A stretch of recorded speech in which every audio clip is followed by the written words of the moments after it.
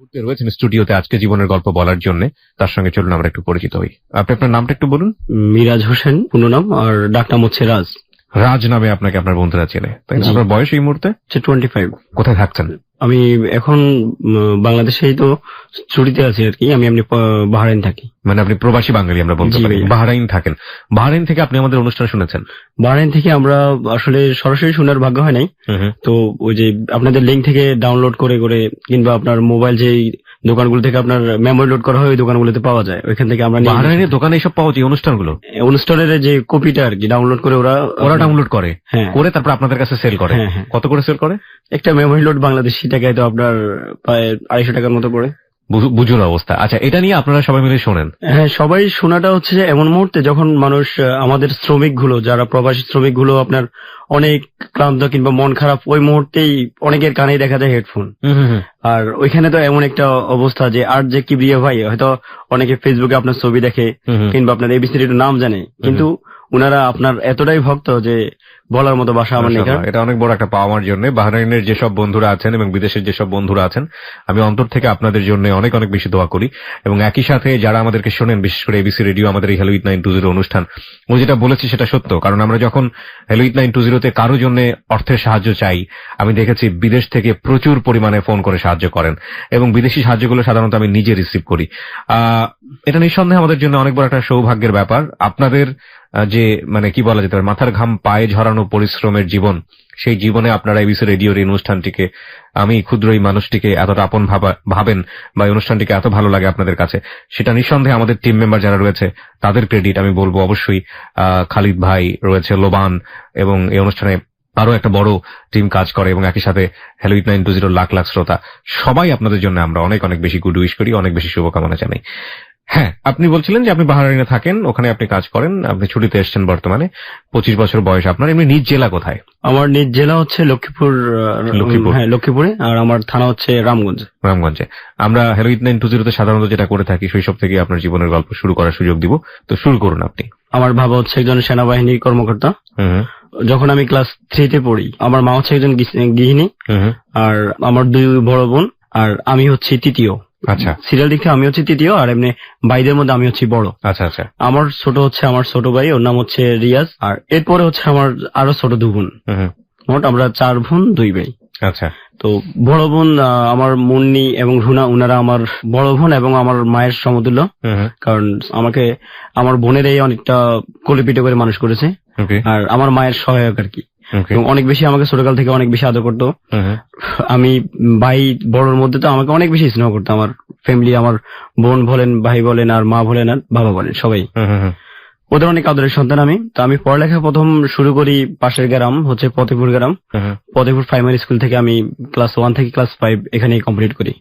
আচ্ছা, এখানে কমপ্লিট করার পরে আমার পার্শ্ববর্তী আরেকটা জায়গা আছে রামগঞ্জ থানার আওতাধীন পানপাড়া বাজার, পানপাড়া উচ্চ বিদ্যালয় থেকে আমি ক্লাস 6 আমার পড়ালেখার যাত্রা শুরু। এখানে পড়ালেখা করছি। যখন আমি ক্লাস 6 উঠি তখন আমার বাবা রিটার্ন করে সেনাবাহিনী। হ্যাঁ, বুঝতে পেরেছি। সেনাবাহিনী থাকা অবস্থায় আমার বাবার একটা নির্দিষ্ট সীমিত বেতন পেত। ওই বেতনের মধ্যে আমাদের সীমিত ভাবে মানে নির্দিষ্ট ভাবে আমাদের চলতে হতো। তো উনি যখন সেনাবাহিনী থেকে শেষ করে আসছে, ওই মুহূর্তেই আমাদের যে পেনশনের টাকাটা উনি পাইছে, ওই টাকা দিয়ে আমাদের একটা দাদার বাড়ি ছেড়ে নতুন একটা জায়গা কিনে হয়, আর কিছু উনি পুঁজি দিয়ে একটা দোকান শুরু করে, মুদি দোকান যাকে বলা হয় আর কি আমাদের। আর এই দিকে থেকে আমার বাবা সেনাবাহিনী চাকরি ছেড়ে এখন একজন দোকানদার। আচ্ছা। আর আমার পড়ালেখা চলছে ক্লাস 6। আমার বড় বোন তখন ইন্টারে পড়ে। তো ওই ইন্টারে পড়া অবস্থায় আমার বড় বোনের বিয়ে হয়ে যায়। এরপরে এইটা যখন উঠি তখন আমার মেজ বোনের বিয়ে হয়ে যায়।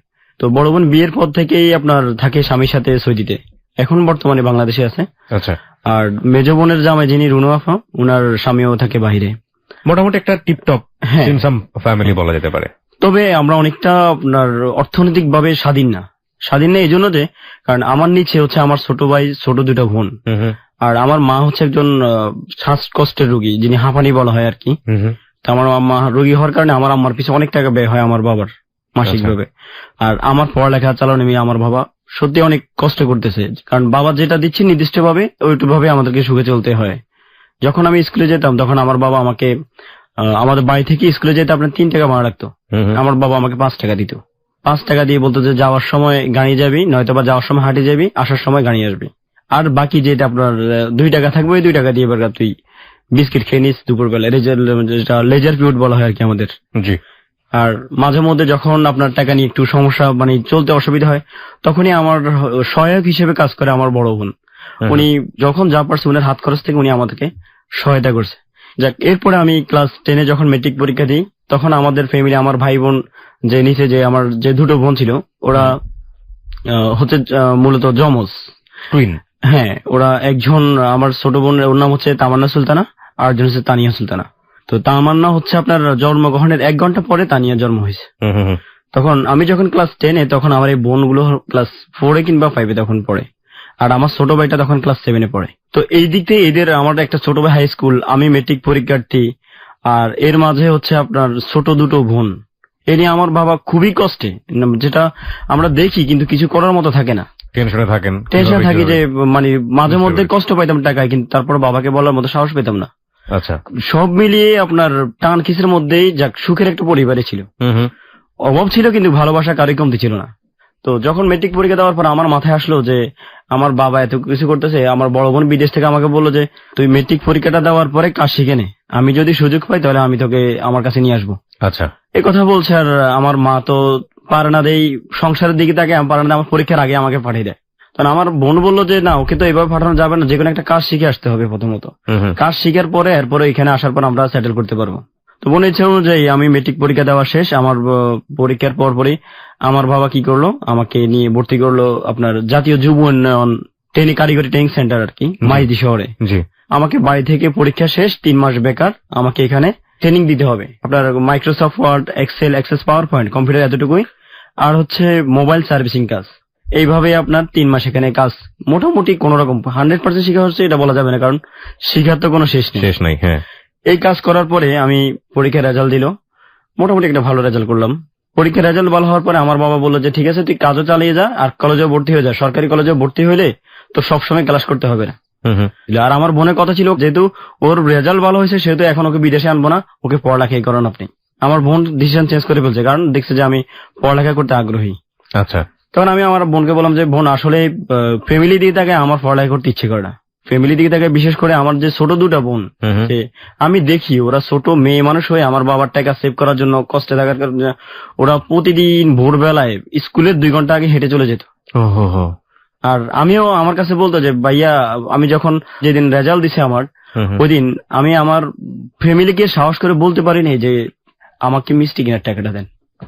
1 সপ্তাহ পরে আমি এখান থেকে রেজাল্ট পাওয়ার 1 সপ্তাহ পরে আমি আমার এক বন্ধুর কাছ থেকে আপনার 250 টাকা ধার নিয়ে মিষ্টি নিয়ে বাড়িতে যাই, সবাই মিষ্টি বিতরণ করি।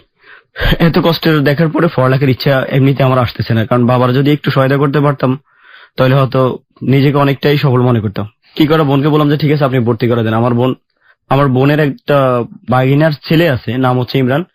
উনি আমাকে বললো যে তুই যে কলেজে ভর্তি হইবি, কলেজে তো অনেক টাকা দরকার, এখন তোর কাছে এত টাকা আসেনি, তোর আব্বার যে অবস্থা, কিভাবে তোকে সহায়তা করি। বলছি ঠিক আছে, আমাকে আর যেতে এত কষ্ট করে আমার কলেজে ভর্তি করার দরকার নেই। তখন উনি বললো যে না, তোর পড়ালেখা থেকে আমার মন চাইছে যে তোকে আমি নিজ পকেটের খরচ দিয়ে তোকে ভর্তি করাই। তখন এই মামাই, উনি আমার সম্পর্কে মামা হয়, আমার বোনের ননদের ছেলে। আচ্ছা, উনি আমাকে রামগঞ্জ সরকারি কলেজে ভর্তি করে দেয়। আমি ব্যবসা শিক্ষা শাখায় পড়ালেখা করি। তো এর মাঝে রামগঞ্জের মধ্যে আপনার আজকে ক্লাস করতেছি, বিকেল বেলায় একটা দোকানের মধ্যে প্র্যাকটিস করতেছি মোবাইল সার্ভিসিং এর। এইভাবে আজকে ক্লাস করছি, কালকে করছি না, আজকে করছি, পরীক্ষা অ্যাটেন্ড করতেছি, কাজও শিখতেছি, ক্লাসও করতেছি। এইভাবে দীর্ঘ 6 মাস যাওয়ার পরে আমার মোবাইলের দোকানের চাকরির অফার আসছে, সার্ভিসিং কাজের। আচ্ছা, চাকরির অফার আসছে। আর এখন চাকরি করতে হলে কি করতে হবে, একটা মোবাইল সার্ভিসিং মেকানিকের সর্বপ্রথম থাকতে হবে একটা কম্পিউটার। এখন চাকরি আমাকে অফার দেওয়া হয়েছে যে আপনার 8,000 টাকা বেতন দেওয়া হবে, আর আপনি কম্পিউটার যদি নিয়ে আসেন তাহলে কম্পিউটার সহকারে আপনি যদি আমাদের কম্পিউটার দিয়ে ইউজ করেন সেক্ষেত্রে আপনাকে 100% এর মধ্যে আপনাকে 40% দেওয়া হবে। আর যদি 50%, যেটা আপনার পার্সেন্টেজ হিসেবে কাজ বলা হয় আর কি, এখানে এক হচ্ছে কেউ বেতনে নিচ্ছে আর কেউ নিচ্ছে পার্সেন্টেজে। আর যদি আপনি কম্পিউটার নিয়ে আসি কাজ করেন তাহলে আমাদেরকে দিতে হবে 30%, 70% আপনার। আচ্ছা, এই কথা বলছি। আর মাকে, বাবাকে তো বলার মতো সাহস পাচ্ছি না। মাকে বললাম যে আম্মা, যে এখন কি করা, আমার তো কাজ শিখে হয়েছে, আর ফ্যামিলির যে অবস্থা, আমাকে একটা কম্পিউটার কিনে দেন, ব্যবস্থা করে দেন। তখন আমার আম্মা বললো যে কই থেকে দিমু বাবা, আচ্ছা ঠিক আছে তোর বাবারে বলি দেখি। তখন আমার বাবার বলছে, আর বাবা বলছে আচ্ছা ঠিক আছে আমি দেখি কতটুকু সহায়তা করা যায়। আব্বাকে এই কথা বলার পরে আমার আম্মা আমাদের এক মামা, পরিচিত এক মামার কাছে ঢাকায় ফোন করে যে আমার ছেলের একটা কম্পিউটার দেওয়া যায় কিনা কিস্তির মাধ্যমে। আমার ছেলে আস্তে আস্তে কত সালের গল্প এটা? এটা হচ্ছে আপনার 2006 এর গল্প। 2006, ঠিক আছে, বলুন তারপর। তো এই অবস্থার পরে আমার মামাকে যখন উনি আমার আপন মামা না, এমনি সম্পর্কিত আমার মায়ের পরিচিত, ওনার বাবার বাড়ি একজন ভাই, জি, তখন ওনাদের বলছে যে ন্যূনতম একটা কম্পিউটার দিতে হলে 45,000 টাকা দিতে হবে, যেটা তখন মার্কেট প্রাইস ছিল 33,000 টাকা। কিন্তু ওই কম্পিউটারটা আপনার মানে সুদে আসলে মিলে 45,000 টাকা দাম আসছে, হ্যাঁ কিস্তি মিলে, আর নগদ দিতে হবে আপনাকে 15,000 টাকা। এখন 15,000 টাকা মিলানো নিয়ে টেনশন, কি করবো। 35,000 টাকা হলেও দিব, কিন্তু কিভাবে কিস্তি মিলাবো। কারণ কম্পিউটার কেনার পরে হয়তো আমি জব করব, ওইখান থেকে টাকা ইনকাম করে ওটা শোধাতে পারবো। আমার শোধনের দায়িত্ব ছিল মাসে 8,000 টাকা করে। আচ্ছা, তখন আমি আমার বোনকে, যে বিদেশ আমার যে বোনটা থাকে, ওই বোনকে বললাম যে আফা যেভাবে হোক আমাকে একটু সহায়তা করেন। আপনি তো আমাকে অনেকেই আমার ফ্যামিলির সহায়তা করে, আমার বাবার সংসার চলতেছে না, ওই মুহূর্তে দেখেছে আমার বোনে 5,000, 2,000, 4,000 টাকা যতটুকু পরে দেয় দিক সহায়তা করে। তো আজকে বলছে বোন আমার এখন তো একটা কম্পিউটার দরকার, আমার যদি একটু সহায়তা করেন। আমার বোন আমার জন্য 6,000 টাকা দিছে। আচ্ছা, 6,000 টাকা দেওয়ার পরে আমার মা কি করলো, উনার কানের দুল বিক্রি করে দিছে, ওটা ছিল 3,000 টাকা এই কম্পিউটার কেনার জন্য। আর আমার বাবা অনেক কষ্ট করে আমাকে বলছে বাবা আমি তোর 1,000 টাকা দেওয়ার মতো ক্ষমতা আছে, আমার এর চেয়ে বেশি দেওয়ার মতো ক্ষমতা নাই। আমার বাবা 1,000 দিল, 10,000 টাকা। আমার একটা সাইকেল ছিল, ওটা বিক্রি করে দিলাম 1,800 টাকা, স্কুলে যাওয়ার জন্য পুরানো সাইকেল। এই 11,800 টাকা নিয়ে আমি ওই মামার কাছে ঢাকায় আসছি। উনাকে বলি না যে মামা আমি 15,000 টাকা নিয়ে আসতেছি, উনি মনে করছে আমি 15,000 টাকা নিয়ে আসতেছি। ঢাকায় আসলাম, আসার পরে মামার কাছে দেখা করলাম, দেখা করছে মামাকে বলছি মামা আমার কাছে তো আর নাই, আমি এতটুকু অনেক কষ্টে মিলে নিয়ে আসছি। আসার পরে আমার মা আবার উনাকে অনুরোধ করছে যে ভাই যেভাবে হোক একটু গরিবের দিকে লক্ষ্য করেন, কি করে এটা তো আপনাদের ভাগিনের মতো, একটু সহায়তা করেন। তো এই কথা বলার পরে যাক উনার দয়া হলো, 11,000 টাকা নিছে, আর 800 টাকাতে কোনো মতে ভাড়া দিয়ে আমি একটা কম্পিউটার নিয়ে আপনার বাড়িতে গেলাম। যাওয়ার পরে এটার উইন্ডোজ সেট আপ, গান টান ঢুকানো, ক্যাসেট কিনে এটার মধ্যে গান লোড করলাম। লোড করে ইনশাল্লাহ এর 4-5 দিন পরে আমি রায়পুর বাজার অনেক টেলিকম, ওই রায়পুরের মধ্যে ওটা সবচেয়ে সুনামধন্য সার্ভিসিং দোকান ছিল, ওর মালিক ছিল বিলাল ভাই। তো উনার দোকানে যাওয়ার পর উনি আমাকে বলল যে ঠিক আছে তুমি এখন থেকে, আমার তো 3টা সার্ভিসিং ম্যান কাজ করে, তুমি এই পাশে আবার টেবিল নিয়ে বসো, কাজ করবা, রাতের বেলায় কাজ করার পরে আমাকে টাকা দিয়ে যাবে। তো এখানে কাজটা তখন মোবাইলের চাহিদা ছিল, মোবাইলের সার্ভিসিং এর চাহিদা ব্যাপক ছিল এবং অল্পতেই আপনার অনেক বেশি বিল আসতো। এই মোবাইল কম্পিউটার দিয়ে সার্ভিসিং এর কাজটা আমি যাত্রা শুরু করি আর কি, ইনকাম পরিবারকে রক্ষার্থে। আর আমার বাড়ি হচ্ছে রামগঞ্জ, আমি সকালবেলা চলে আসি রায়পুর, এখানে আসি মোবাইল কাজ করে, রাতের বেলায় 9টা-10টার পরে আবার বাইরে যেতে হয় টেম্পু ধরে। এর মাঝে আমার কলেজে যাওয়া আসা মিস হচ্ছে ঠিক মতো। হ্যাঁ, কারণ কয় টাকা রোজগার হতো দিনে আপনার? কখনো 800, 1,000, 1200 সার্ভিসিং এর উপর নির্ভর। ভালো ইনকাম। অনেক সময় দেখা গেল যে রাবার দিয়ে ঘষা দিয়েও 500 টাকা রেখে দিচ্ছেন। এটা হয়। আরেকটা ট্যাকটিস আমি জানি না সবাই করে তা বলি না, বাট এরকম করে অনেক সময়। প্রথমে সেলফোনটা দেখবে, দেখার পরে বলবে যে এটা তেমন কিছু নষ্ট হয়নি, আইসিতে কিছু একটা ঝামেলা হয়েছে, আচ্ছা ঠিক আছে কত টাকা লাগবে, 200 টাকা লাগবে সাপোজ, ঠিক আছে খুলে ফেলেন, 200 টাকা দিয়ে দিব, কোনো সমস্যা নেই। খোলার পরে আপনার নাম্বারটা দিয়ে যান, 2 ঘন্টা পরে ফোন দিবে, এটা তো আইসি না, আইসিতে গেছে সাথে আরো 2টা পার্টস গেছে, এটা যদি এখন ঠিক করেন এই অবস্থায় তাহলে আরো 200 টাকা লাগবে। আপনি কি করবেন এখন? বাধ্য হয়ে 200 টাকা, 200-400 টাকা লাগলো। আলটিমেটলি কি হয়েছে না হয়েছে ভিতরে কিছু কোনো পাবলিক জানে। এটা করেন কিনা আপনারা? মানে এটা হ্যাঁ, এটা মেকানিকদের মধ্যে এটা অনেক বেশি প্রবণতা। তো সবার মধ্যে আমার আম্মা একটা কথা বলতো যে বাবা ইনকাম করবি, তবে ইনকামটা যেন মানে ওভার না হয়ে যায়, চাপটা যেন কাস্টমারের উপর বেশি না হয়ে যায়। আমাদের রিলিজিয়নে অর্থাৎ ইসলাম ধর্মে একটা কথা আছে, সেটাই কোট করতে চাই। বিজনেসে আপনি সাফল্য পাবেনই, বিজনেস হচ্ছে অতি উত্তম মানে সর্বোত্তম পেশা বলা হয়ে থাকে হচ্ছে ব্যবসা করা। আমাদের নবীজিও ব্যবসা করতেন এবং সেই জায়গাতে একটা কথা বলা আছে, সেটা হচ্ছে দুটো জিনিস যদি আপনার সঠিক থাকে তাহলে সেই ব্যবসায় আপনি যে ব্যবসা করেন না কেন আপনার সফলতা আসবেই আসবে। প্রথমটা হচ্ছে সততা, অনেস্টি, আপনি ওজনে কম দেবেন না। এই ওজনে কম না দেওয়ার মানেটাই হলো আপনাকে সৎ থাকতে হবে। আর 2 নাম্বারটা হচ্ছে আপনি প্রতিদিনের হিসাবটা ঠিক রাখবেন, মানে আপনি যা আয় করছেন, যা ব্যয় করছেন সেটা আপনাকে ঠিক রাখতে হবে। এই দুটো এটা আমাদের রিলিজিয়নে আছে এবং আমার মনে হয় যে জাতি ধর্ম বর্ণ নির্বিশেষে এই কথাটা আসলেই সত্য বিজনেসের ক্ষেত্রে, আমরা যেন এই জিনিসটা মেইনটেইন করি। আমরা একটা ছোট্ট ব্রেক নিয়ে আপনার বাকি গল্পগুলোতে ফিরছি। প্রিয় শ্রোতা, আমরা যেই স্ট্রাগল লাইফটা দেখতে পাচ্ছি ওর, আমাদের আজকের অতিথি রাজের, সেই মানুষটি শেষ পর্যন্ত কোথায় দাঁড়িয়ে আছে এবং কি তার জীবনের গল্প, এটা আসলে আমরা প্রতিটা বাকি বাকি ঘুরে যাবে এবং আমরা সেটা কখনোই অনুমান করতে পারবো না। অ্যাজ লাইকলি আমি সবসময় যেটা বলেছি হ্যালো 8920 তে, কোনো বাকি আসলে অনুমান করার কোনো সুযোগ থাকে না জীবনের গল্পটা কোথায় গিয়ে দাঁড়ায়। 3 মিনিট পরে ফিরে আসছি ওকে দেখার জন্য কিংবা হ্যালো 8920 কমিউনিটির মেম্বার হওয়ার জন্য। আপনি চলে আসতে পারেন আমাদের ফেসবুক পেজে। আমাদের ফেসবুকের ঠিকানা www.facebook.com/hello8920। আমি আরো একবার বলছি www.facebook.com/HELLO8920। ওখানে গিয়ে লাইক দেবার সঙ্গে সঙ্গে আপনি হ্যালো 8920 মেম্বার হয়ে যাবেন। ফিরে আসছি ঠিক 3 মিনিট পর। Close up presents hello 8920। Close up, the closure the better. Close up presents hello 8920। Close up, the closure the better. আরো একবার স্বাগত। 3 মিনিট পর আপনি শুনছেন close up presents hello 8920 ABC radio FM 89.2 এ। আমি আরজি কিবরিয়া রয়েছে আপনার সঙ্গে রয়েছে আমার টিম মেম্বাররা খালিদ এবং লোবান এবং রাজ তার জীবনের গল্প নিয়ে আজকে আমাদের সাথে আছে। আপনি যদি রাজের মতো আপনার জীবনের গল্প আমাদের এখানে এসে বলতে চান সেক্ষেত্রে আমাদেরকে ফোন করবেন। আমাদের ফোন নাম্বারটি হচ্ছে 91156668। আরো একবার বলি 91156668 এবং আরো একটি নাম্বার 09613892892।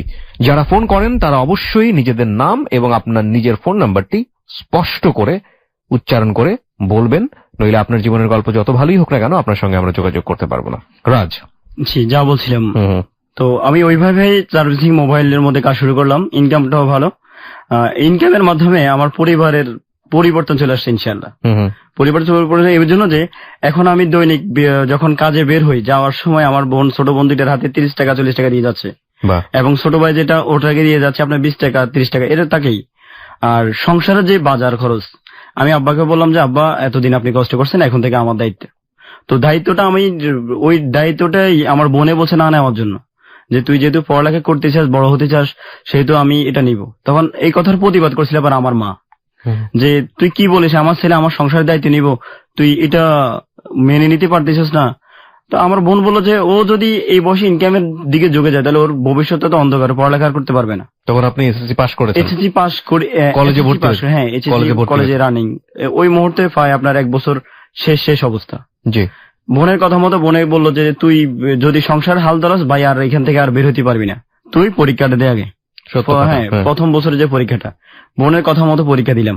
কাজ কয়দিন বন্ধ রেখে যেদিন পরীক্ষা ছিল ওই দিন পরীক্ষা শেষ করে চলে যেতাম কাজে, আবার আসতাম। এর মধ্যে পড়ালেখাটা হয়তো ভালোভাবে হয়নি, কিন্তু মোটামুটি কোনো নাম মতরে পাশ করে আপনার পরবর্তী বছরে যাওয়ার মতো আমার সুযোগ হলো। তো এইভাবে চলছিল আমার সংসার। এর মাঝে আমি ছোটখাটো একটা ডিবিএস করি, বলতে বাজারে একটা ব্যবসায়িক সমিতি আছে, আমার মনে হয় আপনি জানেন, যে প্রতিদিন একটা কালেকশন জমানো। তো আমি এইভাবে ওই দোকানে যখন কাজ করতাম, কাজের টাকা থেকে 500 টাকা রেখে দিতাম জমা। আর কি করতাম, যে কম্পিউটারের যে মাসিক কিস্তি, ওই কিস্তিটার হার অনুযায়ী আলাদাভাবে রেখে দিতাম। 500 টাকা দিতেন মানে কি প্রতিদিন 500 টাকা দিতেন? হ্যাঁ, ইনকাম তো তখন একটু ভালো ছিল, কারণ মোবাইলে তখন আপনার সার্ভিসিং একটু জমজমাট ব্যবসায় যাচ্ছে। প্রতিদিন 500 টাকা তো অনেক টাকা। হ্যাঁ, প্রতিদিন 500 টাকা করে জমা, কারণ আমার ইনকাম মাঝে মধ্যে এমন হতো যে 2000-3000 ওভার হয়ে যেত প্রতিদিন। কারণ আমার সার্ভিসিং এতটা আপনার কাস্টমার ছিল, কারণ তখন অনেক এভেলেবেল, এখনকার মতো এভেলেবেল সার্ভিসিং দোকান ছিল না। তখন অনেক দূর থেকে একটা মানুষ মোবাইল ঠিক করার জন্য এই টাউনে আসতো। আচ্ছা আচ্ছা। আর ওই সুযোগ আপনার তখন মানুষ অনেক বেশি বুঝতো না, আমরা বিল যেটা বলতাম সেটাই সঠিক। এরপরও যাওয়ার সময় বরঞ্চ আর বকশিসও পাওয়া যেত, যে হ্যাঁ ভাই আমার মোবাইলটা ঠিক হয়েছে, এটাই আমি ধন্য, আপনার কত টাকা বাড়াই দিলাম। হ্যাঁ, এইভাবে যখন আপনার ভালো অবস্থান আমি দেখলাম, আমি চিন্তা করলাম যে আজকে যদি আমি প্রতিদিন 30 টাকা শতে দিয়ে দিচ্ছি, যদি আমার নিজের একটা দোকান হতো তাহলে আমার তো মনে হয় আমার ইনকামটা আরো বাড়তো। 100 টাকা 30 টাকা শুধুমাত্র দোকানের জায়গার জন্য দিতে হয়। হ্যাঁ হ্যাঁ। তো এর মাঝে সব মিলে আমি আল্লাহর রহমতে আমার মায়ের দোয়ার বর্তে, বাবার দোয়ার বর্তে আমি ভালোই আছি। এর মাঝে আপনার মোটামুটি আমার কিস্তিও চলতেছে, সংসারও চলতেছে, আমার টাকাও জমা হচ্ছে। আমি ঠিক বুঝলাম না এখানে কম্পিউটারের ফ্যাক্টটা কি? কম্পিউটার ফ্যাক্টটা হচ্ছে যে আপনার গান লোড করা, ওই গান লোড করার জন্য কম্পিউটার। আচ্ছা, হ্যাঁ বলুন। আর মাঝে মধ্যে আপনার যে মোবাইল গুলো ফ্ল্যাশ দিতে হয়, ওই ফ্ল্যাশ গুলো সফটওয়্যার কম্পিউটার থেকে করতে হয়। হ্যাঁ, এই কাজ করতেছি। এর মধ্যে আমার কয়েকজন আবার 2জন স্টুডেন্টও তৈরি হয়ে গেছে। স্টুডেন্ট কি কাজ শিখতে আসছে, কাজ শিখার বিনিময় হচ্ছে কি 25,000 টাকা, যে আপনি 25,000 টাকা দিবেন, আপনার ছেলে কাজ শিখবে, এখানে আমার সাথে থাকবে, আমার হেল্পারের মতো কাজ করবে। প্রথমে যখন আসবে তখন দিতে হবে 10,000 টাকা, পরবর্তী মাসে দিতে হবে 10,000 টাকা। 3 মাস মানে 3 মাসে কোর্সে আমরা কাজটা শিখেতাম, আর পরবর্তী মাসে দিবেন 25,000 টাকা। আর এই জন্য ওই যে কাজ শিখবে তাকে তার নিজস্ব যন্ত্রপাতি কিনে নিতে হবে। আমি আমার যন্ত্রপাতি দিয়ে আপনার ছেলেকে কাজ শিখাবো না। এই সিস্টেমে আমি 2টা ছাত্র কাজ শেখানো শুরু করলাম। আমার ইনকাম এদিক থেকে আরেকটু বেড়ে গেল। ওকে। আমার বাবা যখন দেখছে আমার ইনকামটা ভালো, আমার বাবা কিছুটা নিজে হাল ছেড়ে দিছে যে আমার ছেলে তো এখন আমার বাবা আগে যে দোকানের মধ্যে যেরকম মন দিত, কিন্তু এখন দোকান থেকে ওইরকম মন দিচ্ছে না, যে এত কষ্ট করতেছি, এখন আমার ছেলে তো মোটামুটি স্বাবলম্বী। তো এই কথা বাবা যখন আমি আমার মাকে বললাম যে ঠিক আছে আব্বার এখন নেন, যে আমার ইনকাম তো ভালো আছে, আব্বাকে বলেন যে এত কষ্ট করার দরকার নেই, উনাকে বলেন যে বাড়ির পাশেই বাড়ির আমাদের নতুন যে বাড়িটা করছে ওইখানের মধ্যে কিছু একটা করতে বলেন। আমি আমার বাবাকে বললাম বাবা আপনি ইয়ে করেন, দোকানের মধ্যে হয়তো আমার কাছে যে কিছু টাকা জমানো হচ্ছে অলরেডি, আপনি এখান থেকে নিয়ে কোন একটা কিছু করেন। তখন আমার বাবা বললো যে আমি আর এই বয়স আর কি করবো, তুই যদি চাস তো তুই নিজে কিছু একটা কর। ওকে। এইভাবে কাজ করার দীর্ঘ 6 মাস কিংবা 8 মাসের পরেই আমি আমার যে টাকা জমা হয়েছে ওই টাকা আমার 95,000 টাকা জমা করছি আমি। বাহ, এর মধ্যে কি কম্পিউটারের ধার দেনা শোধ? হ্যাঁ, কম্পিউটার কিস্তিও শেষ। আমি এখন যেটা আছে আমার একটা পুরোটাই আমার চালান, লাভের মধ্যে আমি আছি। কি করলাম, এখন একটা দোকান নেওয়ার জন্য আমি ভিতরে ভিতরে অনেক চেষ্টা করতেছি, কাউকে বলা সাহস পাচ্ছি না।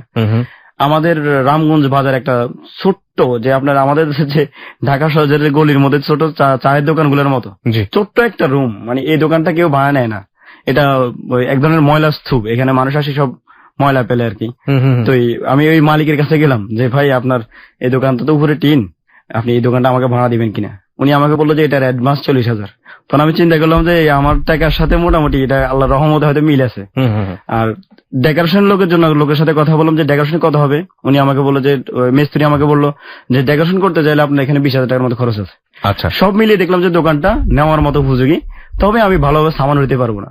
এই ছিল আমার মাথায় টেনশন। কি হতে পারবেন না? ওই যে মোবাইলের যে অ্যাক্সেসরিজ আইটেম গুলো, কভার, ক্যাসিং, প্যাকেট, এগুলো আপনি দিতে পারবেন না, কারণ এগুলো প্রথম পর্যায়ে আপনি কিনতে ওই সামর্থ্য নাই। আচ্ছা, আমি কি করলাম, বোনকে আবার ফোন দিলাম। বোনটা আমার সফলতায় দেখে মোটামুটি খুশি, যে না ওকে আসলে একটা কিছু দেওয়াতে আজকে এতটুকু আসছে, আরেকটুকু আরেকটু ভালো করবে। জি। তো ওই মুহূর্তে আমি দোকান নেওয়ার জন্য আমার মাকে বলতেছি, মা আমি চেষ্টা করছি একটা দোকান নেওয়ার জন্য। তো আমার মা বললো যে যদি নিতে পারো তত ভালোই, ওই লোকের টাকাগুলো দেখা থেকে বাঁচা যায়। তখন এই দোকানটাই আমি কথাবার্তা বলে ডিট করে দোকানটা নিয়ে নিলাম। আচ্ছা, নিয়ে ওই দোকান থেকে চাকরি ছেড়ে দিলাম। এই দোকানটা কাজ কমপ্লিট করে এই দোকানটা উদ্বোধন করলাম। উদ্বোধন যখন করি, করতে গিয়ে আমার বোনের সহায়তা 40,000 টাকা। এক সময় কিন্তু আমার বোন 6,000 টাকা দেওয়ার সময় আমাকে চিন্তা ভাবনা করে দিচ্ছে যে ওর টিকিট টাকা নষ্ট করে ফেলে নাকি বাচ্চা মানুষ যায় কি করে না করে। সেক্ষেত্রে এখন আমার ওই কর্মকাণ্ড দেখে আমাকে 40,000 টাকা উনি চালান বাড়িয়ে দিচ্ছে। এই চালান দিয়ে আমি মোটামুটি কম্পিউটার এবং দোকানে বসছি, এবং যেই মামার কাছ থেকে কম্পিউটার এর আগে নিছি উনাকে বলে উনার কাছ থেকে আরেকটা কম্পিউটার কিস্তিতে নিলাম। আমার কম্পিউটার দুটো, আমি একজন, আর আমার 2টা স্টাফ যারা আপনার কাজ শিখে আর কি মোবাইল দোকানে। এই নিয়ে চলছিল আমার খুবই ভালো। মোটামুটি আপনার প্রথম মাসে আমার যে ইনকামটা সেটা ছিল দোকানের সর্বশেষ খরচ বাদ দিয়ে আমি 45,000 টাকা ইনকাম করি এই মাসে। বাহ বাহ বাহ। তবে এই লাইনের মধ্যে আপনার টাকাটা ইনকাম করাটা যত সহজ, কিন্তু আপনার খরচ কিভাবে হয়ে যায় সেটা আবার মানে যখন মাসে দেখি ইনকাম করি, কিন্তু টাকাটা গেল কোথায়? আমি তো সিগারেটও খাই না আর কোনো বাজে নেশা নেই, কিন্তু তারপরও টাকাটা পাওয়া যায় না, খরচ হয়ে যায় ব্যাপক। তো এই অবস্থার পরে আমার অবস্থাটা যখন ভালো হলো, এরই মধ্যে আমার মা উনি হঠাৎ করে উনার জন্ডিস এত অবস্থা খারাপ উনার যে চোখ মুখ হলুদ হয়ে গেছে। কি করা, মাকে ডাক্তার দেখানোর জন্য আমরা যে আমার পার্শ্ববর্তী যে পারিবারিক স্বাস্থ্য ক্লিনিক, যেটা সরকারি হাসপাতাল যাকে বলা হয়, ওইখানে নিয়ে গেলাম আমার মাকে। প্রথমে মার অবস্থা দেখে ডাক্তাররা বলে যে উনি জন্ডিস হয়েছে। জন্ডিস হওয়ার পর আপনি রক্ত পরীক্ষা করেন। রক্ত পরীক্ষা করতে গেলাম আমাদের পার্শ্ববর্তী একটা ডায়াগনোস্টিক সেন্টারে। ওইখানে যাওয়ার পর রক্ত পরীক্ষা করে ডাক্তাররা 3 দিন হাসপাতাল রেখে আমাকে বলতেছে যে উনার ব্লাড ক্যান্সার, উনাকে আর আপনারা নিয়ে কোনো লাভ নাই, উনার জন্য চিকিৎসা করে টাকা নষ্ট করার দরকার নাই, আপনার মা আর বাঁচবে না। ও মাই গড, সপ্তাহখানিক। ও মাই গড। আমার ব্যবসাও ভালো, এর মাঝে মায়ের এমন ঘটনা। সুখের লাগিয়া এ ঘর বাঁধিনু অনলে বুড়িয়া গেল। যদিও কথাটার পুরোপুরি অর্থ ওর ঘটনার সাথে ম্যাচ করবে না, কিন্তু একটা বিষয় এটা ঠিক যে যখন মানে এত টানাপোড়েনের মাঝেও একটা আলোর মুখ দেখালো, সেখানে মানে মেঘনা চাইতে বজ্রের মতো আরেকটা নিয়তি, চরম নিয়তি। বলুন তারপর। এখন মাকে নিয়ে আমার বোন তো বিদেশ, বড় বোন তো আপনার ওইখান থেকে কিছু করতে পারছেন, তবে মার জন্য সারাক্ষণে কান্নাকাটি করতেছে, ফোন করতেছে, কথা বলতেছে, আমাদের সাথে কথা বলছে। আমি আর আমার মেজো বোন, ছোট ভাই তো পড়ালেখা। আর ওই মুহূর্তে আমার ছোট বোন 2টার পরীক্ষা চলতেছে, সে যেটা মাসিক যে আপনার সেমিস্টার পরীক্ষা যেটা আর কি। ওকে। তো ওরাও এদিক দিয়ে সময় দিতে পারতেছে না, এর মধ্যে মা নেই, ওদের খাওয়া দাওয়ার অসুবিধা হচ্ছে।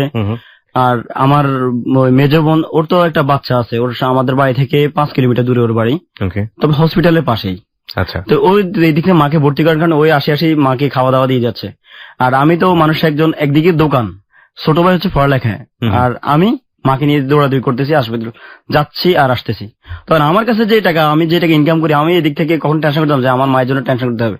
এখন যখন উনি আমাকে বললো যে আপনার মাকে নিয়ে আপনারা আর ইয়ে করবেন না, আশা করেন না, এই কথা বলার পর আমি আমার বোনকে বললাম যে আসলে কি কথা সত্যি কিনা। আমার মেজো বোন বলছে মা মরে যাবে, আমরা কি আমাদের শেষ চেষ্টা করবো না, আমরা মাকে ঢাকা নিয়ে যাবো, উনার তো ডাক্তাররা বলবে যে বাঁচবে না আর।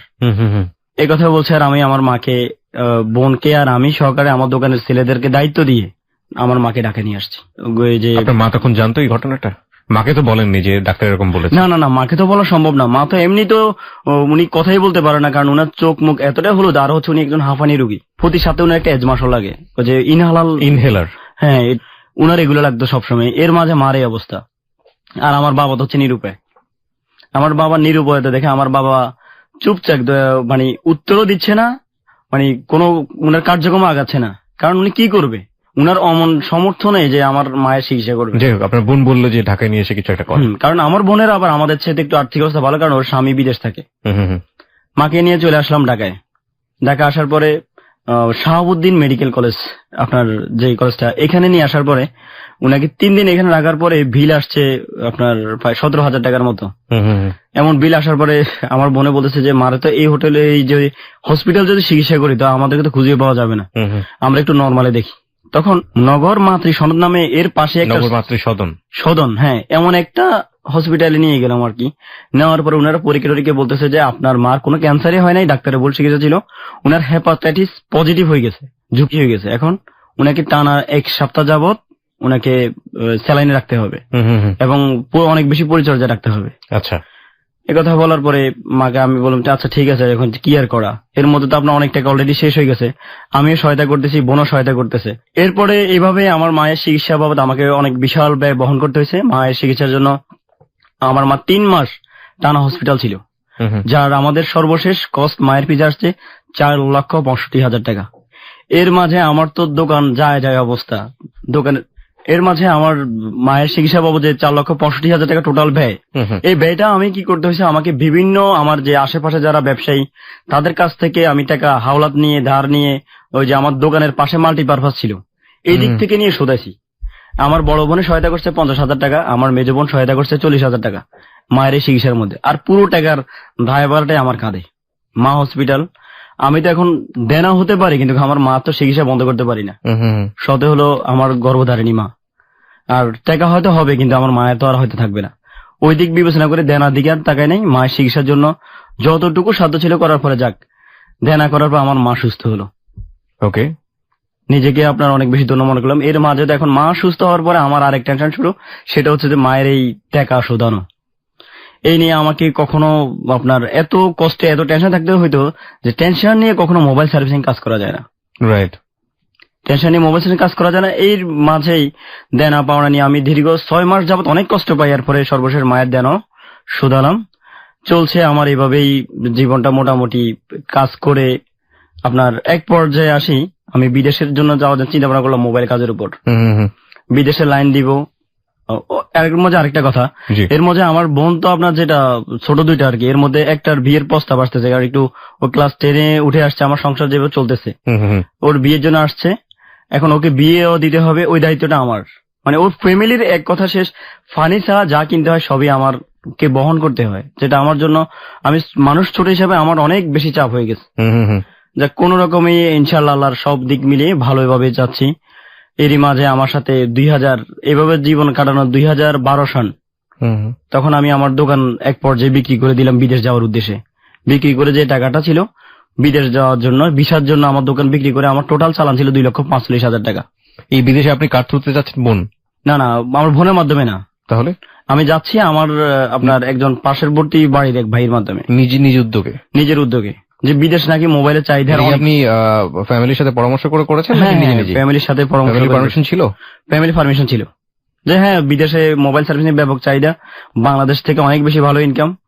এ নিয়ে যখন বিদেশে লাইন দিতে গেলাম, এরই মাঝে আপনার লাইন আজকে হচ্ছে কাল হচ্ছে না, অনেক দিন আমি দীর্ঘ 2 মাস যাবত প্রায় বেকারের মতো। আচ্ছা, কি করলাম, বেকার তো বসে থাকা নাই, যখন যদি চাকরি হয় তা চাকরি আপাতত ভিসা হোক, আমি আপাতত একটা জব নিলাম। জবটা হলো কি, একটা কম্পিউটার কোম্পানির সেলসম্যান। আমি মোবাইল কোম্পানির সেলসম্যান। ওকে, হ্যাঁ, আমাদের পার্শ্ববর্তী লক্ষ্মীপুর সদরে যারা পাইকারি সেল দেয় আর কি, ওদের দোকানে সেলসম্যান, কারণ ওনাদের সাথে আমার সাথে মোবাইল দোকান অবস্থায় ভালো পরিচিতি ছিল। আচ্ছা আচ্ছা। ওই দিক থেকে আমি ওই চাকরিটা পাই। চাকরিটা করতেছি, আমার বেতন ধরছে তখন 12,000 টাকা। এর মধ্যে আপনার সেলের উপর কমিশন আছে, যে কমিশন দিয়ে ভালো চলছিল। একদিন আমি সেল করতে গিয়ে আমার সাথে আমি গেলাম নোয়াখালী মাইজ দিতে। ওই দায়িত্বটা ওই ডিস্ট্রিক্টটা আমার দায়িত্বে ছিল। বিকেল বেলায় নাম হচ্ছে সৌদিয়া হোটেল। ওই সৌদিয়া হোটেলটা তখন নোয়াখালী মাইজ দিতে প্রথম চালু হয়, নতুন হোটেল। তো আমার যারা আমার সাথে আমার কাজ করে, আমার বন্ধু বান্ধব, ওরা বলতেছে চল আজকে এই হোটেল যাই নাস্তা করি। গেলাম নাস্তা করতে, তখন বিকেল 5টা বাজে। নাস্তা করতেছিলাম, নাস্তা করতে বসছি, করতেছি, এমনই মুহূর্তে আমাকে ওয়েটার আসি বলতেছে যে ভাই একজন মহিলা কেবিন থেকে বসে বসে আপনার ছবি তুলতেছে। তখন আমি বলছি আমার ছবি তুলছে। আমি একটু হাসি উঠছে যে আমার ছবি তুলতেছে, এমন লোক কে আবার? তাই বলছি কে? বলতেছে ওই যে ওই কেবিনের মহিলাটা আপনার ছবি তুলতেছে। আমি ওকে জিজ্ঞেস করলাম আচ্ছা ঠিক আছে, হয়তো মহিলা আমাকে চিনে, নয়তো আমার ছবি তুলবে কেন এত লোকের মধ্যে থেকে।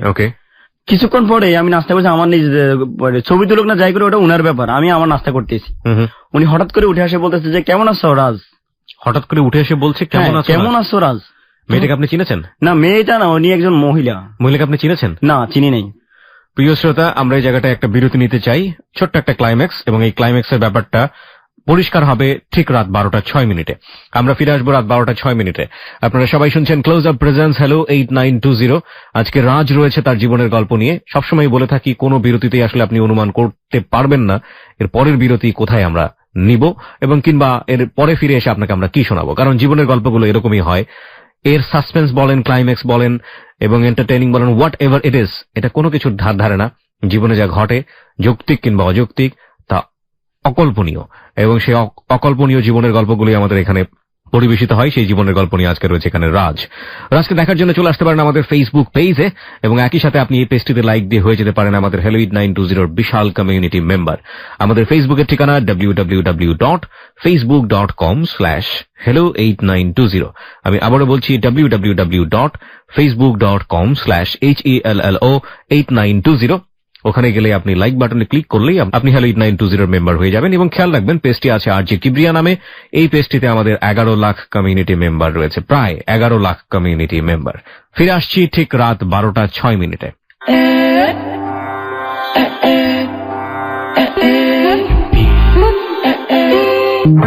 Close Up presents Hello 8920. Close Up. The closer, the better. Welcome back once again. আমরা শুরু করছি আবারও ক্লোজ আপ প্রেজেন্স হ্যালো 8920। 12:06 হচ্ছে সময়। সংবাদের পর সবাইকে আরো একবার আমন্ত্রণ। আমি আরজে কিবরিয়া রয়েছে আপনার সঙ্গে অবশ্যই, এবং আমার সঙ্গে রয়েছে আমার টিম মেম্বাররা, খালিদ রয়েছে, লোবান রয়েছে, এবং আজকে জীবনের গল্প বলছি এখানে রাজের কাছে ফিরতে চাই। তবে তার আগে আপনাকে বলছি, ওকে দেখার জন্য কিংবা ওর সাথে সরাসরি যোগাযোগ করার জন্য, ওকে ফ্রেন্ড রিকোয়েস্ট পাঠানোর জন্য চলে আসতে পারেন আমাদের ফেসবুক পেজে। আমাদের ফেসবুকের ঠিকানা www.facebook.com/hello8920। আরো একবার বলি, www.facebook.com/hello8920। যারা আমাদের এখানে এসে জীবনের গল্প বলতে চান তারা বলছি ওখানে পেজে গিয়ে লাইক দেবার সঙ্গে সঙ্গে আপনারা হ্যালো 8920 মেম্বার হয়ে যাবেন, এবং এখান থেকে ইনবক্সেও আপনারা চাইলে আমাদেরকে স্টোরি লিখে পাঠাতে পারেন। আপনারা যদি আমাদেরকে ফোন করে জীবনের গল্প বলতে চান, যেটা করে থাকেন সবসময়, আমাদের ফোন নাম্বারটি হচ্ছে 91156668। আরো একবার বলছি 91156668। আরেকটি ফোন নাম্বার রয়েছে 09613892892। আমি আবারও বলছি 09613892892। জি, রাজ, যেখানে আপনি ছিলেন, আপনার কাছে একটা মহিলা এসে বলল রাজ কেমন আছে বা কিছু একটা, তাই তো? হ্যাঁ, আমাকে যখন রাজ বলে ডাকলো তখন আমি একটু অবাক হয়ে তাকালাম যে, আর রাজ বলার পরে আমি বললাম যে জি আপা বলেন, আপনি কি আমাকে চিনতে পারছেন? উনি আমাকে বললো যে হ্যাঁ আমি তোমাকে চিনি। কি অবস্থা, তোমার আম্মু ভালো আছে কিনা? এখন আমি উনার কথায় পুরোটাই অবাক যে অবশ্যই উনি আমাকে চিনে, ঘাবড়ে যাওয়ার মতো অবস্থা। হ্যাঁ, উনি চিনে এবং আমার এই জন্য ছবি তুলছে। আমি এগুলাকে পাশে দুইটা কে আপনার দুটো বাচ্চা, একটা ছেলে একটা মেয়ে, এগুলাকে ভাগিনা ভাগ্নি নাকি?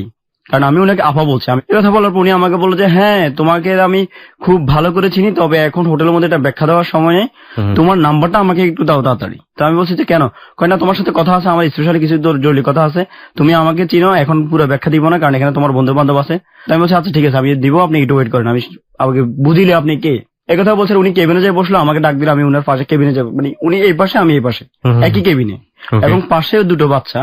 ওই দুটো বাচ্চার নাম হচ্ছে, আমাকে বললো যে এ হচ্ছে নাবিলা, এ হচ্ছে নাহিয়ান। আমি বলছি যে কেমন আছো মামা, ভালো আছো? হ্যাঁ ভালো। আমি বলছি আচ্ছা কি খাবেন আপনারা বলেন। যেহেতু একজন আমাকে চিনে, আমার পরিচিত, আমি নাস্তা করতেছি, আমি তো ওনাকে না বলে পারতেছি না। কি খাবেন বলেন।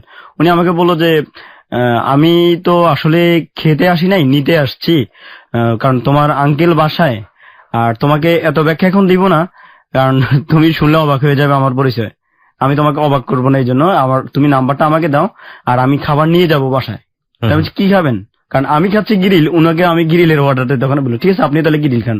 এই কথা বলে আমি উনাকে ফুল একটা গ্রিল আপনার নিয়ে, এবং আরেকটা বক্সের মধ্যে ওই ওয়েটারকে বলে রুটি দিয়ে উনি নিয়ে গেল বাসায়।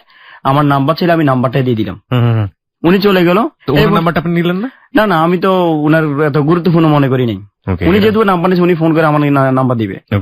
এরই মাঝে আপনার রাতের 8টা বাজে আমার কাছে প্রথম একটা ফোন আসছে, আর আমাকে বলতেছে যে কেমন আছো আব্বু। ফোনটা ভয়েসটাই ছিল এমন যে কেমন আছো আব্বু। আমি বলছি যে জি ভালো আছি, কে বলছেন আপনি?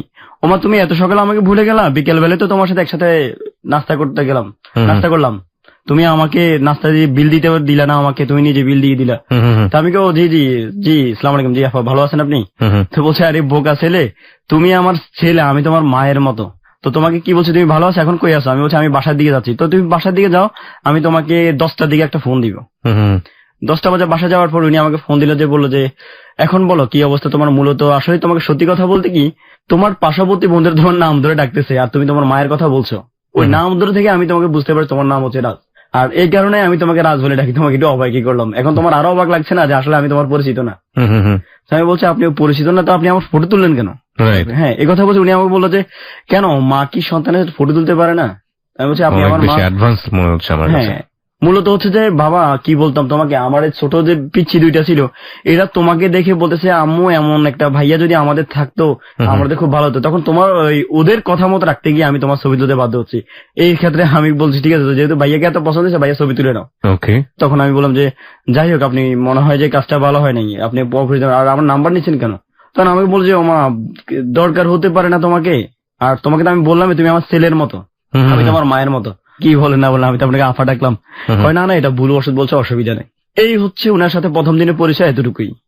পরের দিন থেকে উনার যেটা রেগুলার শুরু হলো, সকালবেলা আমাকে ফোন করে বলবো যে আব্বু কি করো, বাসা থেকে বাইরে এসছো, নাস্তা করছো? এই হচ্ছে উনার প্রথম সকালবেলার ফোন। দুপুরবেলা ফোন হচ্ছে যে কি অবস্থা, তুমি নাস্তা করছো এখনো, নাকি এখনো মোটর সাইকেলে সারাদিন বসে বসে ডিউটি করো, খাওয়া দাওয়া তো তোমার ঠিক নেই, চেহারা তো নষ্ট হয়ে যাচ্ছে। তাই আমি বলছি আপনি আমাকে এতটা কিভাবে ইয়ে করেন? উনি এমন ভাবে আমার টেক করা শুরু করতে লাগলো, দুপুর একবার, সকালে একবার, সন্ধ্যার সময় একবার, যে আব্বু আমি নাস্তা করতে বসছি, তুমি নাস্তা করছো কিনা। আমি ঠিক জানি না যে সাইকিয়াট্রিক জায়গাটা থেকে এটার ব্যাখ্যাটা কি।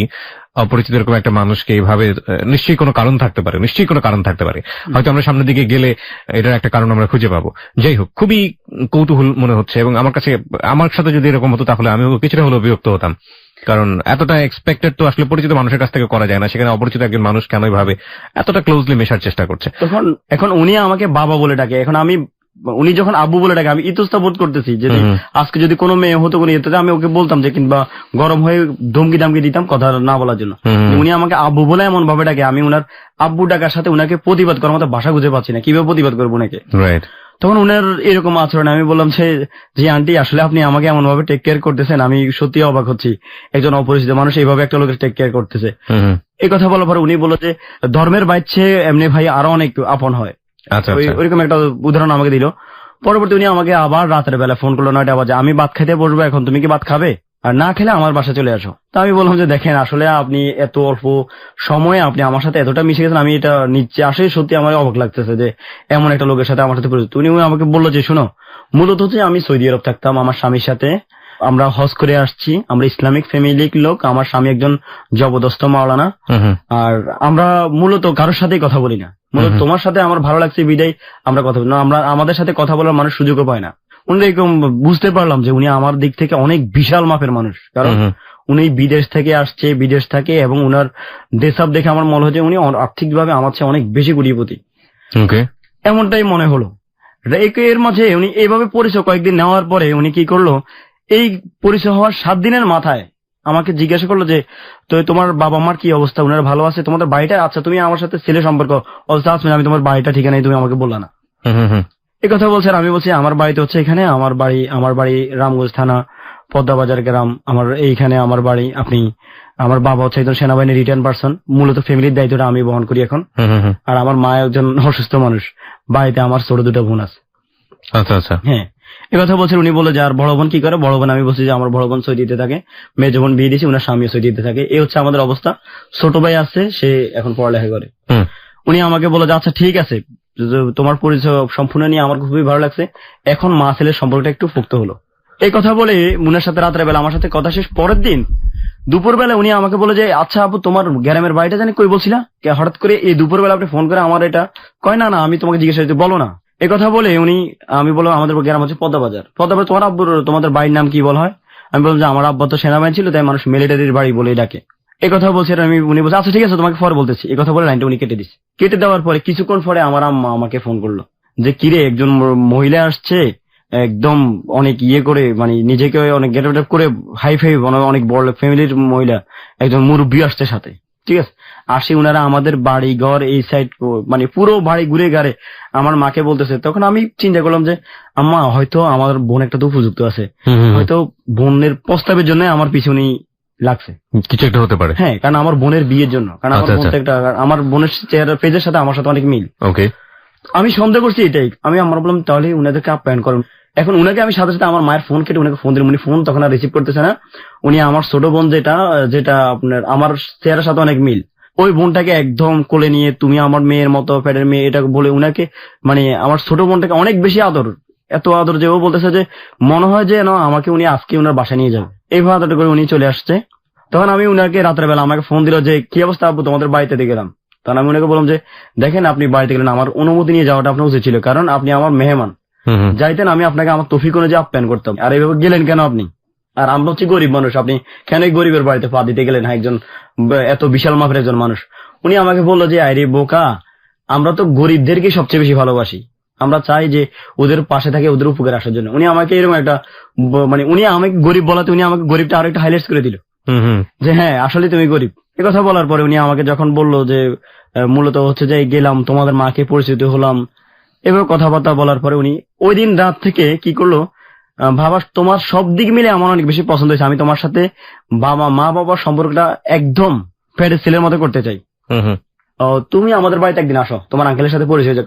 আচ্ছা, এই অবস্থার পর আমি আচ্ছা ঠিক আছে সব দেখবো। উনি কি করতো, আমাকে 4 বার তো রেগুলার উনার ফোন ছিল, ফোনগুলো এমন ছিল যেন আমার নিজের মা।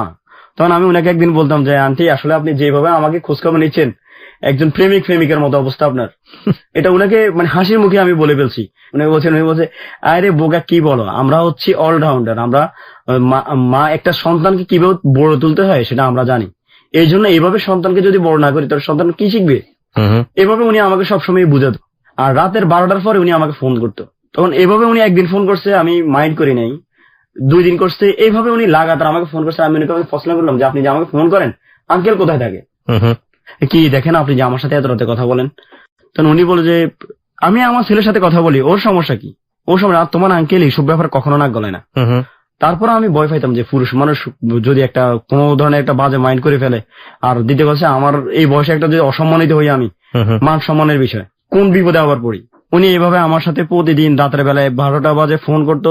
উনার ফোনে আমি এতটা বিরক্ত হইতাম, মানে আমি বলতাম যে আন্টি আমার মোবাইল চার্জ নেই, মোবাইল বন্ধ হয়ে যাচ্ছে, এই কথা বলে লাইনটা কাটার ব্যবস্থা করতাম। ওকে, কিন্তু একদিন আমাকে বলতেছে কি আজকে তোমার সাথে কথা না বলে আমি ঘুমাবে না, যতক্ষণ চাই তুমি আমার সময় দিতে হবে। আমি বলছি আচ্ছা ঠিক আছে দিব। উনি আমার সাথে কথা রাতের 12টা থেকে শুরু করছে, ফজর আজান দিছে, উনার মোবাইল চার্জ শেষ, উনার বন্ধ হয়ে গেছে, এরপর চার্জে লাগাই উনি আবার ফজরের সময় আমাকে আবার ফোন করছে।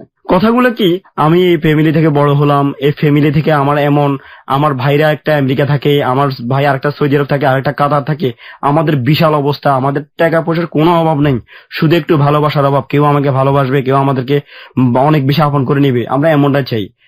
তুমি ততদিন পর্যন্ত আপনি ওই ভদ্র মহিলা বাড়িতে বেড়াতে যাননি? না না, তখন আমার যাওয়া শুনেই যাচ্ছেন ফোনে। হ্যাঁ, এর মাঝে আমাদের যে কোম্পানির পক্ষ থেকে একটা কক্সবাজার ট্যুরের অফার আসছে। তখন উনাকে আমি বললাম যে আন্টি আমি তো কক্সবাজার বন্ধুর সাথে, আপনি আপাতত কয়দিন রাত্রে আমাকে ফোন দিবেন না। আচ্ছা ঠিক আছে বাবা, তবে তুমি যখনই ফ্রি হবে আমাকে ফোন না দিলে আমি মনে শুনে নিবো, আমার প্রতিটা বেলা খাওয়ার সময় তুমি আমাকে ফোন করতে হবে। আমি আচ্ছা ঠিক আছে, আমি যদি সুযোগ পাই করবো। কয় না তুমি মায়ের খোঁজ খবর নিতে পারবে না? ও আজকে যদি আমি আমার মায়ের সত্যিকার মা হইতাম তত খোঁজ খবর ঠিকই নিতাম। আমি কি করলাম, আমি আচ্ছা ঠিক আছে আমি আপনাকে ফোন করবো। কক্সবাজার গেলাম আমরা বন্ধু বান্ধব মিলে, ছবি তোলা শেষ। কক্সবাজার থাকা অবস্থা উনি আমাকে বললো যে কক্সবাজার যতটা ছবি তুলছো প্রতিটা ছবি আমার চাই। তাই আমি বলছি আপনি আমার ছবি দিয়ে কি করবেন, আমার ছবি তো এমনি আপনি মোবাইল তুলছেন, এখন আবার আমার ছবি দরকার কেন? এই কথা বলছিল। উনি আমাকে বলছে আরে বাবা তোমার বোন, ছোট বোন দুইটা তোমার জন্য এত, ভাইয়া ছাড়া কিছুই বোঝে না। কি করতো উনি ফোন করে আমার সাথে কথা বলে ওদেরকে ফোন ধরাই দিত। ওরা আমাকে ভাইয়া আপনি এত ভালো, আপনি এমন, আপনি এমন, ওরা ভাইয়া হিসাবে আমাকে অনেক বেশি। ওদের বয়স কত ছিল? ওদের বয়স তখন ছোট ভাইটা পড়ে ক্লাস 2-তে আর ছোট বোনটা পড়ে তখন ক্লাস 3-তে। অদ্ভুত লাগছে আমার কাছে। ওকে, তারপর আমি কক্সবাজার থেকে আসার পরে উনি আমাকে যে এই যে পাগল করা শুরু করেছে ছবিগুলো দেওয়ার জন্য, ছবিগুলো দাও। আমি বাধ্য হয়ে বলছি ঠিক আছে আমার কয়েকটা ছবি আছে, আমি আপনাকে ওগুলো দিচ্ছি। কিভাবে দিব? মেমোরিতে করে এনে তুমি আমাদের বাড়িতে আসো, ছবি নিয়ে আমাদের বাড়িতে আসো। এই প্রথম ওনার বাড়িতে আমার ইনভাইট, গেলাম। যাওয়ার পর আঙ্কেলের সাথে পরিচয়, যে তোমাকে যে আমার ছেলের কথা বলছি এই হচ্ছে আমার ছেলে, দেখো আমার আব্বুটা চেহারার সাথে আমার সাথে কত মিল। আর উনি তো তখন যখন হোটেলে আমার সাথে পরিচিত তখন উনি নেকা খোলে নাই তখন, কিন্তু এখন উনি আমার সাথে আসছে, সামনে সরাসরি চলে আসছে, কারণ আমি ওনার নাকি ফ্যাটের ছেলে। না, উনি আমাকে ফ্যাটের ছেলে, আমি ওনাকে মা হিসেবেই মেনে নিলাম। উনি আমার মায়ের মতোই। যাক, যেহেতু উনি আমাকে হঠাৎ করে আল্লাহ কোন রহমতে উনি আমাকে ছেলে বানায় ফেললো। যাওয়ার পরে আঙ্কেলের সাথে পরিচয় হলাম, আমাকে নাস্তা দিল, আমার মেমোরি কার্ড থেকে ছবিগুলো কপি করে। ওদের বাসায় কি দেখলেন আপনি, কেমন? হ্যাঁ, দরজা খোলার পরে দেখলাম যে ওই ভদ্র মহিলা যিনি আমাকে ছেলে বলে ডাকে, আপনি যাকে মা বলা শুরু করেছেন, বলে ডাকি, আম্মু বলতেন। হ্যাঁ, ওই সময়টা আম্মু বলতেন। তখন আম্মুটা ওইভাবে হয় না, ফিল করছেন মায়ের মতো। তো দরজা খুলে উনি আমাকে একদম জড়াই ধরছে, আব্বু কেমন আছো? ফটাফট আমার একটা কপালে একটা চুমু দিয়ে দিল এবং আমার কে একদম ভাবা আরে কেমন কক্সবাজার যায়, চেহারা কেমন হয়ে গেছে, কেমন দেখলাম তোমাকে, এখন কি অবস্থা তোমার, তুমি খাওয়া দাওয়া করো না ঠিক মতো, সারাদিন শুধু মোটরসাইকেলের উপরে থাকো নাকি? আমার কাছে খুব এক্সেস মনে হচ্ছে। কেন দ্য কোশ্চেন ইজ ওয়াই? ওকে, এই অবস্থার পরে আমি তো মানে একদম নার্ভাস, বিব্রত হয়ে গেছেন, বুঝতে পেরেছি। ভিতরে আমার মুখ থেকে কথাই আসতেছে না, কারণ আমার নিজের ঘরোদারিনী যিনি মা, উনি তো কখনো আমাকে এইভাবে আদর করেন না। হ্যাঁ, এমন এক ধরনের কঠিন একটা আপ্যায়ন। এর মাঝেই আমার যে উনার স্বামী মুরব্বী উনি চলে আসছে, এসে আমাকে বলতেছে যে কেমন আছো, তখন ছেলে বলে ডাকে। উনি বলতেছে তোমাকে যে বলেছি দেখছো, এই হচ্ছে রাজের মতো রাজ, একদম আমার 100%। ও যদি আমার গর্ভ থেকে হইতো এমনই হইতো। ওকে আল্লাহ আমার সন্তান হিসেবেই গর্বে ধরে নেই, তবে ওকে আমার সন্তান হিসেবে দুনিয়াতে করেছে। কিছুক্ষণ পরে দেখলাম ওই যে ছোট 2 ভাই বোন, ওরা এসে একটা আমার কাঁধের মধ্যে, আমি তো সোফায় বসছি, আসি একটা আমার কোলের মধ্যে, আসি ভাইয়া এই যে অবস্থা, ভাইয়া তোমার সাথে ছবি তুলবো, তোমার ছবি তুলতে হবে, তুমি ছবি তুলো সুন্দরভাবে। এরা আমার এক ধরনের ফটো সেশন হয়ে গেছে। আমরা বিটিভিতে অনেক আগে একটা ছবি দেখতাম, মিস্টেরিয়াস আইল্যান্ড, যারা দেখেছেন তারা জানবেন। আজকে হলো 8920 মিস্টেরিয়াস লাইফ স্টোরি। মানে কেন হচ্ছে, কি হচ্ছে, কে কোথা থেকে কলকাঠি নাড়ছে, কেন এরকম করবে একজন ভদ্রমহিলা, শুধু একা না, পুরো ছেলে মেয়ে পরিবার নিয়ে ঘটনাটা ঘটছে, আমরা জানি না, বাট সমাধান নিশ্চয়ই আছে, কারণ সেটার জন্য আমাদেরকে ধৈর্য ধরে গল্পের শেষ পর্যন্ত যেতে হবে। বলুন তারপর। এই কথা বলছে, আর আমি মুরব্বীর সাথে বললাম যে উনি আমাকে বলল তুমি কি করো বাবা, তুমি কি করো? তো উনি বললেন দেখেন আমি একটা তো মাল্টিনেশনাল কোম্পানি থেকে চাকরি করি। আসলে করেন না? আমি তো ওই যে সেলসম্যান চাকরিটা করি আর কি। ওকে, রাইট। হ্যাঁ, আমি মনে মনে ভয় পাচ্ছি উনি পুরুষ মানুষ, এটা কিভাবে মেনে নিচ্ছে, উনি যে আমাকে এভাবে ছেলে বলে ডাকতেছে। আমার প্রশ্ন কিন্তু ওই পুরুষের প্রতি, যে উনি কিভাবে এটা মেনে নিচ্ছে। এরপরে দেখলাম হ্যাঁ বসো, তুমি বসো, আমি নামাজ পড়তে যাচ্ছি। এই কথা বলে মুরব্বী চলে গেছে নামাজ পড়তে, আমি বসলাম। এর মধ্যে আমার জন্য মিষ্টি থেকে শুরু করে সব যত রকমের নাস্তা মোটামুটি দেওয়া যায় সব ধরনের নাস্তা নিয়ে আমার সামনে উনি হাজির। কিছুক্ষণ পরে উনি কি করলো, প্লেটে করে ভাত নিয়ে আসছে, আজকে তুমি ভাত খেতে হবে। হাতে করে উনি একটা প্লেটে করে ভাত নিয়ে আসছে, সাথে আপনার একটা মাছ, একটা মুরগির মাংস ছিল। এসে বলতেছে যে আজকে তোমাকে আমি আমার নিজের হাতে খাওয়াবো। কি আর করো, এখন উনি যখন নিয়ে আসলো, সাধারণত আমার যিনি গর্ভধারিণী মা, আমার মা কিন্তু আমার বিশ্বাস একজন গর্ভধারিণী মা একজন সন্তানকে অনেক বেশি ভালোবাসে। অফকোর্স তাই, হ্যাঁ। সেদিক থেকে আমার মা কখনো আমাকে খাইয়ে দেয়নি, খাইয়ে দেয় নাই, কিংবা কখনো ওইরকম পরিস্থিতি হয় নাই। ছোটকালে নাকি আমার অসুস্থ হয়েছে, আর একদিন আপনার ওই যে বাত কচলে মার খাওয়াইছিল আমাকে শরীর অসুস্থ হওয়ার কারণে। আমি ওটাই ইতস্ত বোধ করতাম যে না, কারো হাতের ইয়ে খাবো না, এটা আমার নিজের একটা ইয়ে ছিল।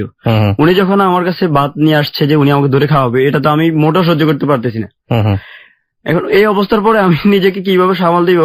উনি আমাকে বললো যে মায়ের হাতে ছেলে খেলে কোনো সমস্যা নেই, তুমি খাও। ভাত নিয়ে আমার মুখে দিল, মুখের সামনে ধরে আমি না খেতে আর পারলাম না, বাধ্য হয়ে খেলাম। এমন পরিস্থিতি। এরপরে যাক খাওয়া দাওয়া শেষ, আমাকে বললো যে বাবা তুমি আসছো, অনেক বেশি খুশি হয়েছি। তো তোমাকে তো বলা হয় নাই যে মূলত হচ্ছে আমার 3 সন্তান, আর 3 সন্তান, একটা হচ্ছে আমার বড় মেয়ের নাম হচ্ছে নাফিসা, আর ছোট মেয়ের নাম হচ্ছে নাবিলা, আর ছেলের নাম হচ্ছে নাহিয়ান। তো আমার মেয়েটা বাড়িতে থাকে না, ও কুমিল্লায় একটা মহিলা মাদ্রাসায় সে পড়ালেখা করে, সে 30 পারা কোরআনে হাফেজ। আর বাকিটা তোমাকে এই হচ্ছে তার ছবি, এই যে ধরো তোমার মোবাইল দাও, তুমি একটা ছবি দেখো। একথা বলে আমার যে ছোট বোন ছিল নাবিলা, নাবিলা কি করলো, মোবাইল নিয়ে আমার বললো ভাইয়া ব্লুটুথ ওপেন করেন, আপনাকে ছবি দিয়ে দিচ্ছি। আমি দিয়ে দিলাম, ও আমাকে 3-4টা ওর বড় আপুর ছবি আমাকে ব্লুটুথ করে দিয়ে দিল মোবাইলে। আচ্ছা, তখন আর আমি আর তো গুরুত্ব দিয়ে দেখি নাই, কারণ দিচ্ছে, কারণ উনি আমাকে মা বলে ডাকে, আবার আমার বাড়িতে গেছে। আমার তো টেনশন ওইদিকে যে আমার ছোট বোনের হয়তো বিয়ের জন্যই উনার দৌড়াদৌড়ি করতেছে হয়তো। যাওয়ার পরে ওই দিন রাতের বেলায় গল্প বলি, রাতের বেলায় উনি আমাকে ফোন করে বললো যে কি অবস্থা, নাফিসাকে দেখছো? আমি বল যে দেখা হয় নাই আসলে, আমি ব্যস্ততার কারণে দেখবো। হ্যাঁ দেখে নাও, তোমার কাছে কেমন লাগে ওকে দেখতে, আমার মেয়েটাকে? আমি আচ্ছা ঠিক আছে, আমি দেখে আপনাকে জানাচ্ছি। ঠিক আছে, আমি লাইন কাট দিচ্ছি, তাহলে তুমি দেখে আমাকে জানাও। এই কথা বলে লাইন কাটে দিল। আমি ছবিগুলো দেখলাম, দেখার পর আমি হ্যাঁ ভালো তো, অনেক সুন্দর আপনার মেয়ে, আপনার মতোই সেম সেম চেহারা। বললো যে এ হচ্ছে আমার মেয়ে, ও অনেক বেশি ট্যালেন্ট, মেট্রিকে জিপিএ 5 পাইছে, এখন সামনে তার এইচএসসি পরীক্ষা ফাইনাল, মাথার থেকে পড়ালেখা করে, সপ্তাহে 15 দিন পর পর বেড়াতে আসে। তবে তোমার কথা ওকে আমি বলছি, ও তোমাকে দেখার জন্য খুব ইচ্ছা, যে তোমার আব্বু ডাকছো, দেখতে হবে না, সে কে কেমন। আচ্ছা, এই কথা বলার পর আমি বলছি আচ্ছা ঠিক আছে, যেহেতু আপনার সাথে সম্পর্ক শুধু দেখা হবেই, এই বলে আমি ওনার সাথে ওই দিনের রাতের কথা এখানে শেষ। এইভাবে চলছিল। আপনার সপ্তাহখানেক যাওয়ার পরে আমাকে ফোন করলো যে রাজ, কালকে তো নাফিসা বাড়িতে আসতেছে, একদিন থাকবে, পরশুদিন আবার সে চলে যাবে, এসে একটু দেখে যাও। আমি বলছি আসলে আমার হাতে তো এরকম সময় নেই, কারণ আমি সকালবেলা 9টা বাজে বের হই। কি করে এতবার রিকোয়েস্ট করলে উনি বললো যে আমি রাগ করবো তুমি না আসলে। উনার কথা মতো আমি ওই কথায় রাজি হলাম যে ঠিক আছে, আমি নাফিসের সাথে দেখা করতে আসবো পরবর্তীতে। এখন আমি চিন্তা করলাম যে উনারা হচ্ছে অনেক বড় মাপের মানুষ, উনাদের মেয়েকে দেখার জন্য আমাকে ইনভাইট করছে, যেহেতু উনাকে আমি মা ডাকি, সে তো আমার বোনের মতোই। আমি গেলাম, যাওয়ার সময় যে উনাদের বাসায় একটা মেহমান যাইতে যেমন আপ্যায়ন হয়ে যায় কিংবা প্রস্তুতি নিয়ে যায়, আমি ওইভাবে গেলাম। আচ্ছা, যাওয়ার পরে কি করলো নাফিসে, কি করলো, আমার সামনে আসলো, অনেক সাজুগুজু করে আসলো, আসি হ্যাঁ, এটাই তাকে সাথে আমার প্রথম পরিচয়। আমরা বোধহয় কিছুটা হলো একটু ক্লু পেয়েছি যে আদরের পেছনে অন্য কোনো উদ্দেশ্য যেটা আমরা খুঁজছিলাম, সেরকম কোনো কিছু একটা ক্লু হয়তো বা পেয়েছি। বাট সবসময় একটা কথা বলি যে নেভার অ্যাজিউম, নেভার গেস। ওকে, অনুমান করে আসলে কিছুই করা যাবে না, কারণ এটা জীবনের গল্প। নাটক সিনেমাতে অনুমান করে জানা যায় আসলে এরপরে কি হচ্ছে, বাট এখানে জীবনে এই অনুমান জিনিসগুলো খাটে না। তারপরও আমরা সামনের দিকে এগোতে চাই। হ্যাঁ, তারপর তখন নাফিসার আম্মু নিয়ে আসছে যে এ হচ্ছে নাফিসা। মানে দেখে আমি বললাম যে, মানে মনে মনে মন্তব্য করলাম যে আমাদের দেশে ইসলামিক মেয়েগুলো অনেক বেশি পদ্মাশীল, কিন্তু ও তো হাফেজ। যাই হোক, হয়তো বাসার মধ্যে বিদায়, এটা আমি আর মনে মনে কোনো ভাবে মানে ভাবতে গিয়েও আমার ভাবি নাই। আসলে এসে আমার পা ধরে সালাম দিতে চাইলো, পা ধরে সালাম। আমি বলছি না না না না, এটা আমি একটা সামান্য একটা মানুষ, আমাকে পা ধরে সালাম দেওয়ার কি আছে। আসলে বলছে না, আমি আমার জন্য দোয়া করবেন, আমি পরীক্ষা দিব, আপনি কেমন আছেন, আমার কাছে তো আপনার অনেক সুনাম শুনছি, আর তাই আপনাকে দেখার খুব ইচ্ছা ছিল আমার, এইভাবেই তাই দেখলাম। এর মাঝেই কথা বলতে ওর আম্মু নাস্তা নিয়ে আসছে, আসে বলতেছে তোমরা দুজনে একসাথে বসে বসে নাস্তা করো, কথা বলো, আমি তোমার জন্য চা করতেছি, নাস্তা করো না। এর মধ্যে নাস্তা করতেছি ওর সাথেই। তো ও আমাকে বললো যে আমার আবার যেতে হবে, আমার ক্লাস শুরু হবে, তাহলে আমি যাচ্ছি, আমার জন্য দোয়া করবেন, আমার পরীক্ষা। তখন আমি সাধারণত আমাদের যে ফ্যামিলিতে কালচার সিস্টেম, যেটা কোন লোক যদি কোনো শুভ কাজের জন্য বিদায় নিতে আসে, সেক্ষেত্রে আমরা তাকে ন্যূনতম সম্মানীয় করি। এখন ও পরীক্ষার জন্য মানে আমার কাছে যখন বললো, আমি আমার মানিব্যাগ থেকে 5,000 টাকা ছিল আমার কাছে, তখনই আমি তাকে সম্মানী যে পরীক্ষা দিচ্ছে যেন, এটা হচ্ছে তাকে সম্মানী করলাম। আপনি বলার সঙ্গে সঙ্গে 5,000 টাকা না, বলার সঙ্গে সঙ্গে ওকে ও বলে নাই তো। আচ্ছা, আমার কাছে যখন সে বললো যে আমার পরীক্ষা, আমার জন্য দোয়া করবেন, দোয়া হিসেবে ওই যে ঈদের বকশিসের মতো 5,000 টাকা দিল। হ্যাঁ, 5,000 টাকা ছিল, কারণ ওরা ওই লেভেল লোক, ওদেরকে তো আপনার হয়তো 5,000 টাকা ওদের কাছে কিছুই না। আপনার থেকে সেটা মনে হয়েছে। হ্যাঁ, আমি কিভাবে একটা, আমার কাছে যেহেতু সালাম দিতে চাইছে, আমাকে অনেক সম্মান হয়েছে, তাকে আমি খালি হাতে ফিরনটা হয়তো ঠিক হবে না। ওকে, কোন পরীক্ষা এটা, কি পরীক্ষা দিচ্ছে? এটা তখন সে ইন্টার ফাইনাল পরীক্ষা দিবে।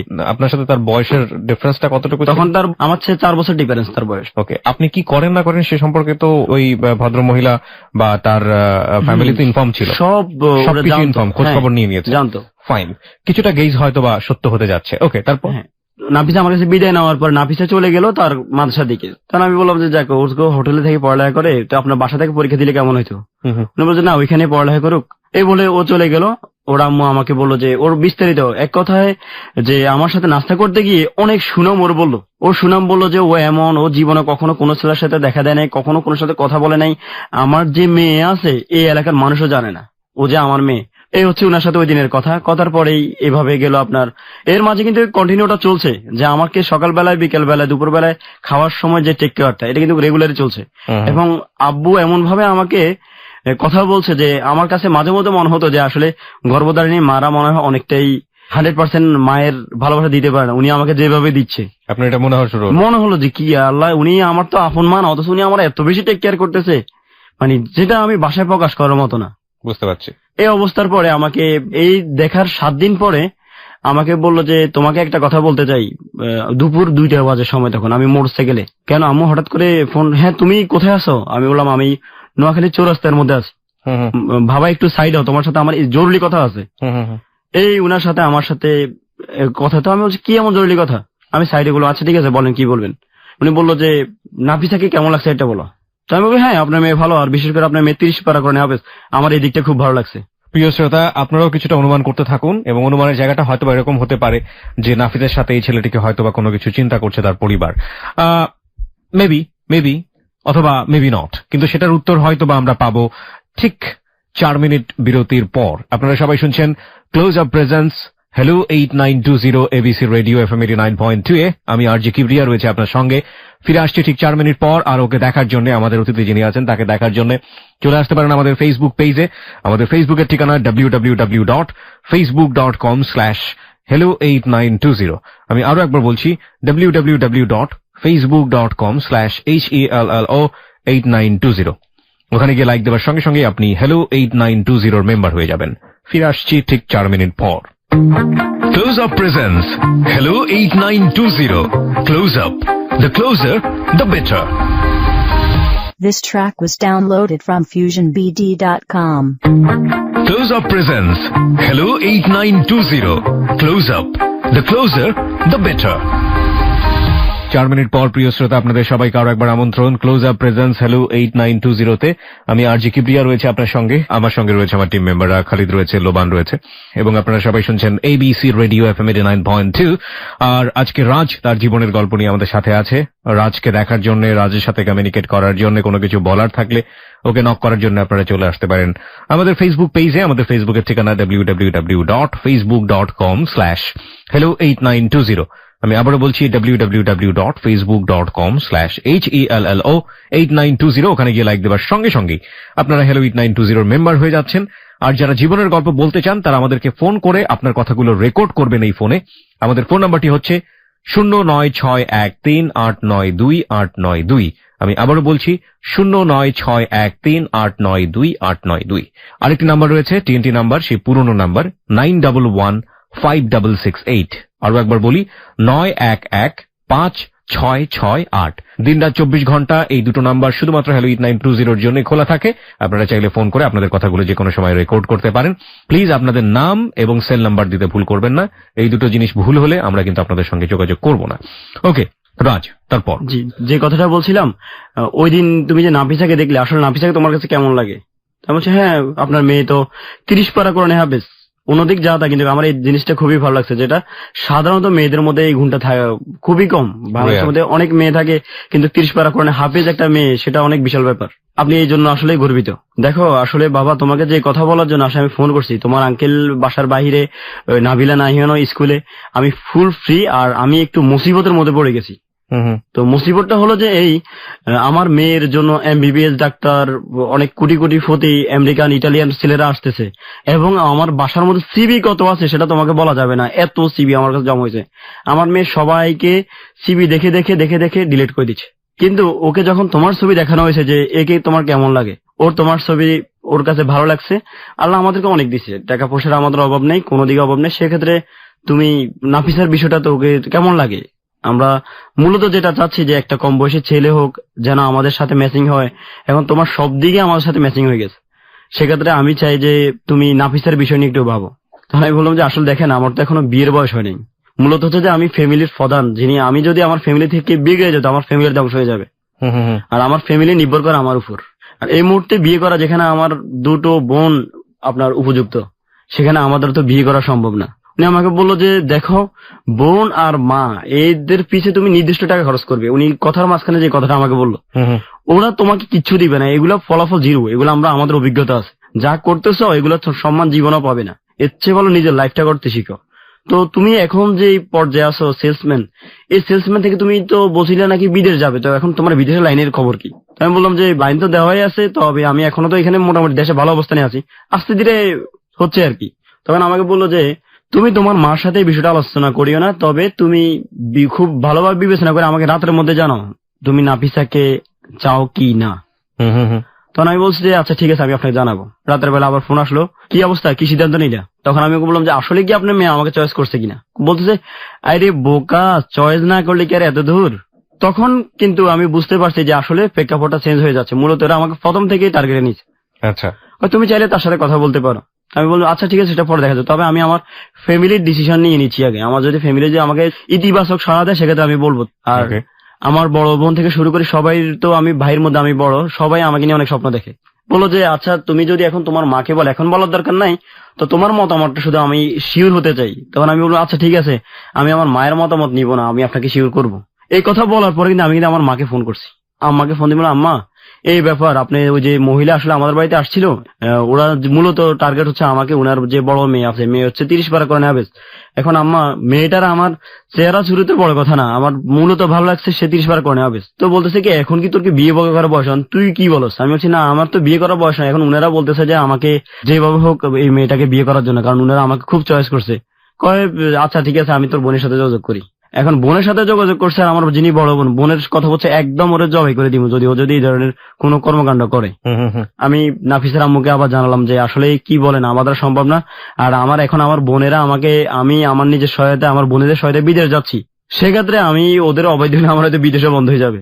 আচ্ছা, উনি বললো যে কত টাকা তোমার বিদেশ যাইতে লাগে? আমি মিনিমাম 4 লাখ 4.5 লাখ তো লাগবে। আচ্ছা তোমাকে যদি টাকাটা আমি সহায়তা করি। এ কথা উনি আমাকে বলার পরে আমি বললাম যে আপনার ধারণাটাই আসলে ভুল। জি না না, আমি তোমাকে ওইভাবে বললাম, আমি তোমার মা হিসেবে আমি তোমার সহায়তা করতেই পারি, তবে তোমার ভবিষ্যৎ অগ্রসর জন্য যতটুকু হেল্প লাগবে করবো। মূলত সমস্যা তোমাকে কেন বিদেশে কথা বলছি জানো বাবা, তুমি তো হচ্ছ এখন দেশে একটা সেলসম্যান। এখন আমি যদি তোমার সাথে আমার মেয়েটাকে বিয়ে দিয়ে দিই, এই মুহূর্তে তোমাকে আমি বিয়ে দিতে পারবো, আমার বিশ্বাস তুমি আমার ছেলে আমার কথা ফেলবে না, যত কিছুই বলো।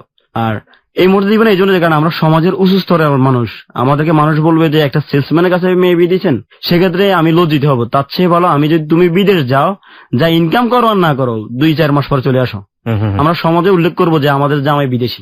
আর তোমার মা বাবার জন্য, তোমার ভবিষ্যতের জন্য বাড়ি ঘর থেকে শুরু করে যা করার দরকার আমি করে দিব। তখন আমি বলছি আপনি আমাকে বারবার লোভ দেখাবেন না। এই কথা বলার পর উনি আমাকে বললো যে এখন তোমার মতামত কি, আমার মেয়েটা তোমাকে এত পছন্দ করছে, হাতের লক্ষ্মী ফায়ে ঠেলতে নেই, উনি আমাকে বলতেছে আর কি, এই সুযোগ তোমার জীবনে আর পাবে না। এখন আমার তো আসলে মূলত ছোটকাল থেকে একটা ইসলামের প্রতি আমার দুর্বলতা আছে, আমরা মুসলমান, সাধারণ মুসলমান। আমার বোন আমাকে বকাবকি করার পরেও আমার টার্গেট ছিল হাফেজ।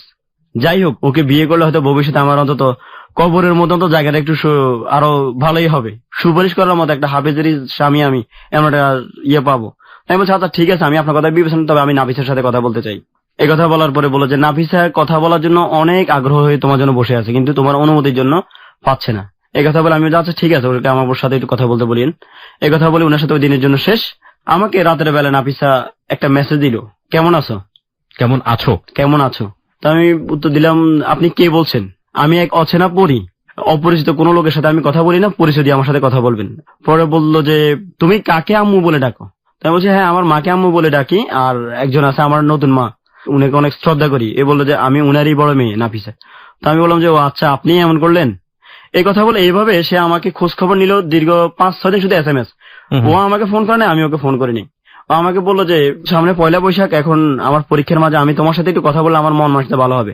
আপনি যদি আমার সাথে কথা বলেন আপনার পরীক্ষার বিঘ্ন করতে পারে, তার চেয়ে ভালো আপনি পরীক্ষাতে মন দিল দিয়ে পরীক্ষার পরে কথা বলার সুযোগ পাবে। না আমি কথা বলবোই, ওর আগ্রহ আমার চেয়ে অনেক বেশি। পরবর্তী আমি আচ্ছা ঠিক আছে, যেহেতু শুধু ওর না ওর পরিবারেরও আমরা দেখতে পাচ্ছি, এবং আমরা জানি না যে এর পেছনে কোন উদ্দেশ্য আছে, কি সমস্যা। যাই হোক, এরপরে আমাকে যখন বললো যে কথা বলার জন্য, আমি এরপর নাম্বার, ঠিক আছে তুমি কল দিও। হঠাৎ করে সে রাতের 10:30 বাজে আমাকে কল করলো, প্রথম দিন কেমন আছো, ভালো আছো, তোমার আমার সম্পর্ক তো মোটামুটি তুমিও বুঝো আমিও বুঝি, তাহলে তুমি কেন আমাকে আপনি আপনি করো? আমার একটু ইজি হইতে হবে আগে, আমাকে তো ইজি না হলে আমি তোমাকে তুমি বলা সম্ভব না। কিন্তু আমার আসলে লজ্জা লাগতেছে, কারণ আমি কখনো কল্পনা করি নাই যে আমি ফ্যামিলির বড় ছেলে হয়ে এমন একটা লাইনে যাব, কিংবা প্রেম সম্পর্ক তো একটা জিনিস আমি জড়িত হব। ওই দিক থেকে আমি কখনো প্রেমের করার জন্য সাহসও করতাম না। তোকে বললাম যে আসলে কি আপনি কি আমাকে চয়েস করেন, আপনি কি উদ্দেশ্য কি? আমরা তো গরিব, আমাদের তো টিনের ঘর, সেক্ষেত্রে আপনি বিল্ডিং এর মধ্যে থাকেন, আপনার কি এগুলো কি চয়েস হবে? ও বললো যে তুমি যদি চাও আমি তোমার সাথে রাস্তার পাশে থাকতে রাজি। ওকে, এমন আমি বলছি আচ্ছা ঠিক আছে, সবকিছু ডিসিশন নিয়ে আপনি ভালো করে চিন্তা দেয়। আমাকে বললো যে তোমার চয়েস কি? আমি বললাম আমার চয়েস কি বলতে তুমি কেমন শিল্পী পছন্দ করো? তখন আমি কয়েকটা শিল্পীর নাম বললাম। ও বললো যে আরে এগুলো তো সব আমারই প্রিয়, তোমার সাথে আমার সাথে মনের মিলটা কেমন দেখো। মানে এইভাবে বলতে বলতে এই সম্পর্কটা সত্যি প্রেমের দিকে চলে গেল। এবং এর সহায়ক হিসেবে আপনার জীবনে ফার্স্ট লাভ। এর মাঝেই আমার যে আম্মু কি করতো, আমাকে ওর সাথে কথা হয়েছে কিনা, ও তোমাকে ফোন করছে কিনা। আলটিমেটলি আপনার আম্মু, কিন্তু এটা হচ্ছে নাফিজার মা। নাফিসার মা, হ্যাঁ। আমি তো আমার নিজের মাকে আম্মা বলে ডাকি, আর উনাকে আম্মু বলে ডাকতাম। হ্যাঁ, তখন উনি আমাকে বললো যে কি অবস্থা, নাফিসার যোগাযোগ হয়? তো আমি বলছি হ্যাঁ হয়। তো আন্ডারস্ট্যান্ডিং তোমাদের মধ্যে পূর্ণ হয়েছে? চেষ্টা চলছে, এখন আসলে নিজেকে এতটা ফ্রি করতে পারি না আমি। তো বলতেছে যে তুমি কেমন পুরুষ, একটা কথা বলতে পারো না, তুমি নাকি আপনি আপনি করে কথা বলো। আমি তো ওর কাছে শুনছি, কি বলতাম আসলে, আমি তো কখনো এইভাবে হয় না, এই জন্য আমার আসলে একটু লজ্জা লাগছে খুব। আমাকে বললো যে লজ্জার কিছু নাই, ভালোভাবে তোমরা কথা বলো, তোমরা নিজেকে নিজে বুঝে নাও, আল্লাহ যদি বাঁচায় রাখে তোমাদের বিয়ে, আমি তোমার বিদেশের আগে ওর পরীক্ষার পরে আমি তোমাদের বিয়ের ব্যবস্থা করব। এখন আমি এই কথা বলছি, আমি আমার আম্মারে বলছি, আম্মা কয় এটা কি হতে যাচ্ছে আসলে আল্লাহ মাহবুদে জানে, এটা কি তোর জীবনে কি টার্নিং পয়েন্ট নাকি খারাপ পয়েন্ট, এটা আল্লাহ মাহবুদে জানে কি হতে যাচ্ছে। ওকে, আমরাও সেই প্রশ্নটাই মাথায় রেখে আপনার গল্প শুনছি, আসলে কি হতে যাচ্ছে। তো আমি আমার আম্মার বললাম, আম্মা দেখেন আমার আসলে মূলত ওর প্রতি আমার একটা দুর্বলতা আছে, যেটা সত্যি কথা, সেটা হচ্ছে ও আম্মা 30 পারা কোরআনে হাফেজ, আমি ওর 30 পারা কোরআনে হাফেজের ভক্ত, আমি ওর রূপের ভক্ত না। আপনি কখনো শুনেছেন তার কণ্ঠে? না, ওরা ওই সময় পর্যন্ত শুনেছেন কখনো? যখন আপনি এই জিনিসটা মাথায় নিয়ে নিয়েছেন যে সে পবিত্র কোরআনের 30 পারা হাফেজ, আপনি বারবারই এই একটা জিনিসই আপনার ভিতরে খুব ভালো একটা ইম্প্যাক্ট তৈরি করছে এই মেয়েটা সম্পর্কে, আর বাকি কি হচ্ছে না হচ্ছে সেটা আপনি সাইড করে রাখছেন। তো এই জিনিসটা আপনি যখন মেসেজ হিসেবে নিয়ে নিয়েছেন নিজের মনের মধ্যে, তার আগে কি আপনি নিশ্চিতভাবে নিশ্চিত হওয়ার জন্য ওকে আমি প্রশ্ন করছিলাম, আপনি যে 30 পারা কোরআনে হাফেজ, তো আপনি কি এটা কি রেগুলার চর্চা করছেন নাকি এখন আর চর্চা করেন না? তো বললো আল্লাহ আমি তো সবসময় এটা পড়ি।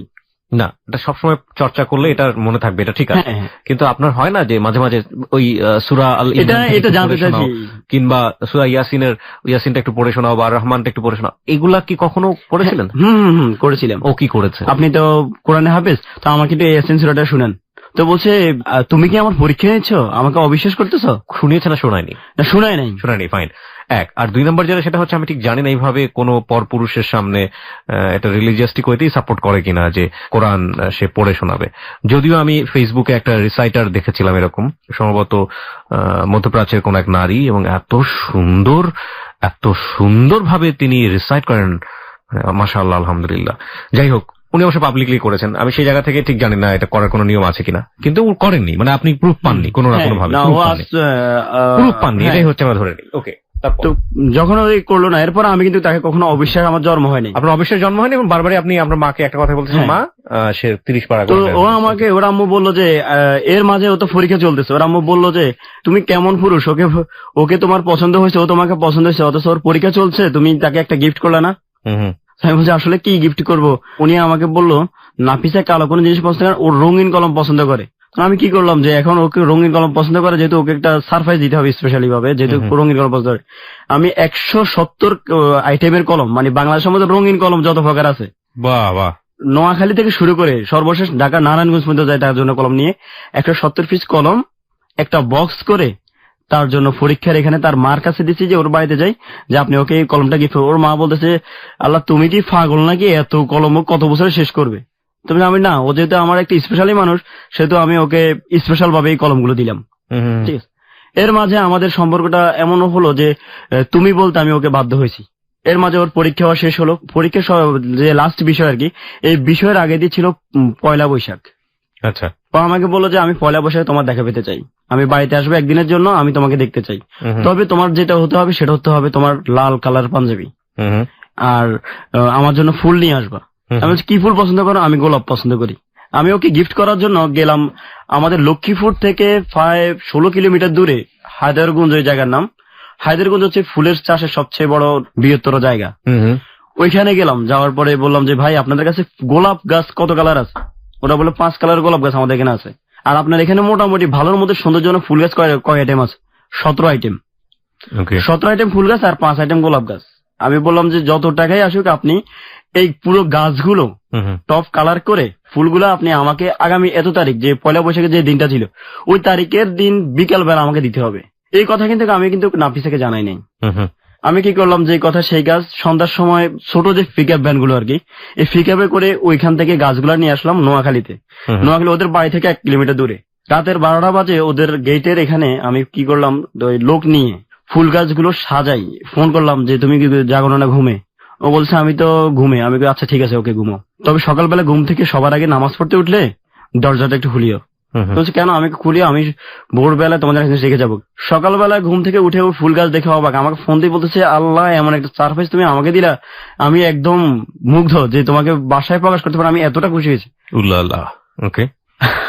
তাহলে আমি ওকে বললাম যে আসলে মূলত আমি যে বুঝতে পারছি যে আপনি মোটামুটি বড়শিটা গিলে ফেলেছেন, এটাই হচ্ছে কাহিনী। আমার কাছে যেটা মনে হচ্ছে যে এবার খাও, বড়শি গিলে ফেলেছে আমাদের রাজ স্যার। এখন ওর আম্মু আমাকে ফোন দিয়ে আব্বু তুমি এত সুন্দর গিফট করলা, আমরা নজিরবিহীন, আমরা এত অবাক। নাফিসা ফোন দিয়ে বললো যে আমার বাবাও খুশি, আমার মা খুশি, আমিও খুশি। আমি বলছি আচ্ছা ঠিক আছে, তাহলে আজকে আসতেছি না, ভালো থাকো। ও বললো যে কেন, তুমি না আজকে লাল পাঞ্জাবি পরে আসার কথা ছিল? এখন আমার অবস্থা হলো কি, আমি যে বেতনে চাকরি করি এই বেতনে আমার লাল পাঞ্জাবি, যখন আমি একটা এক দামে দোকানে গেলাম তখন পাঞ্জাবির দাম 1800 টাকা। ফুল কিনতে যাই আমার কাছে টাকা শেষ। ও বললো যে তুমি আসতেই হবে, কারণ আমি তোমার জন্য ফুলের তোড়া নিয়ে বসে আছি। কি আর করা, 5000 টাকা দাঁড় করলাম, গেলাম ওদের বাসায়। যাওয়ার সময় একটা ফুলের তোড়া নিয়ে গেলাম, এবং যাওয়ার সময় 3-4 আইটেমের মিষ্টি নিয়ে গেলাম। যাওয়ার পরে ওকে ফুল দিয়ে শুভেচ্ছা দিলাম। ওরা বললো যে আজকে এখানে তো দুপুরবেলা খাওয়ার জন্য তোমার ব্যবস্থা করা হয়েছে, তুমি খেতে হবে, আর বিশেষ করে আমার গিফট গুলো তুমি গ্রহণ করো। ওই গিফট আমাকে দিল কি, একটা ফুলের তোড়া দিল আর একটা ছোট্ট টফি বলা হয় আর কি, নায়ক নায়িকার টফি, একটা টফি গিফট করলো। দুপুরবেলা খেতে বসলাম ওদের বাসায়। খেতে বসার পরে ওর আম্মু বলতেছে যে আমি আমার বাবাকে মানে নিজ হাতে খাইয়ে দিব। নাফিসা বলতেছে না, ওকে আজকে দিনে আমি আমার নিজ হাতে একবার খাওয়াবো।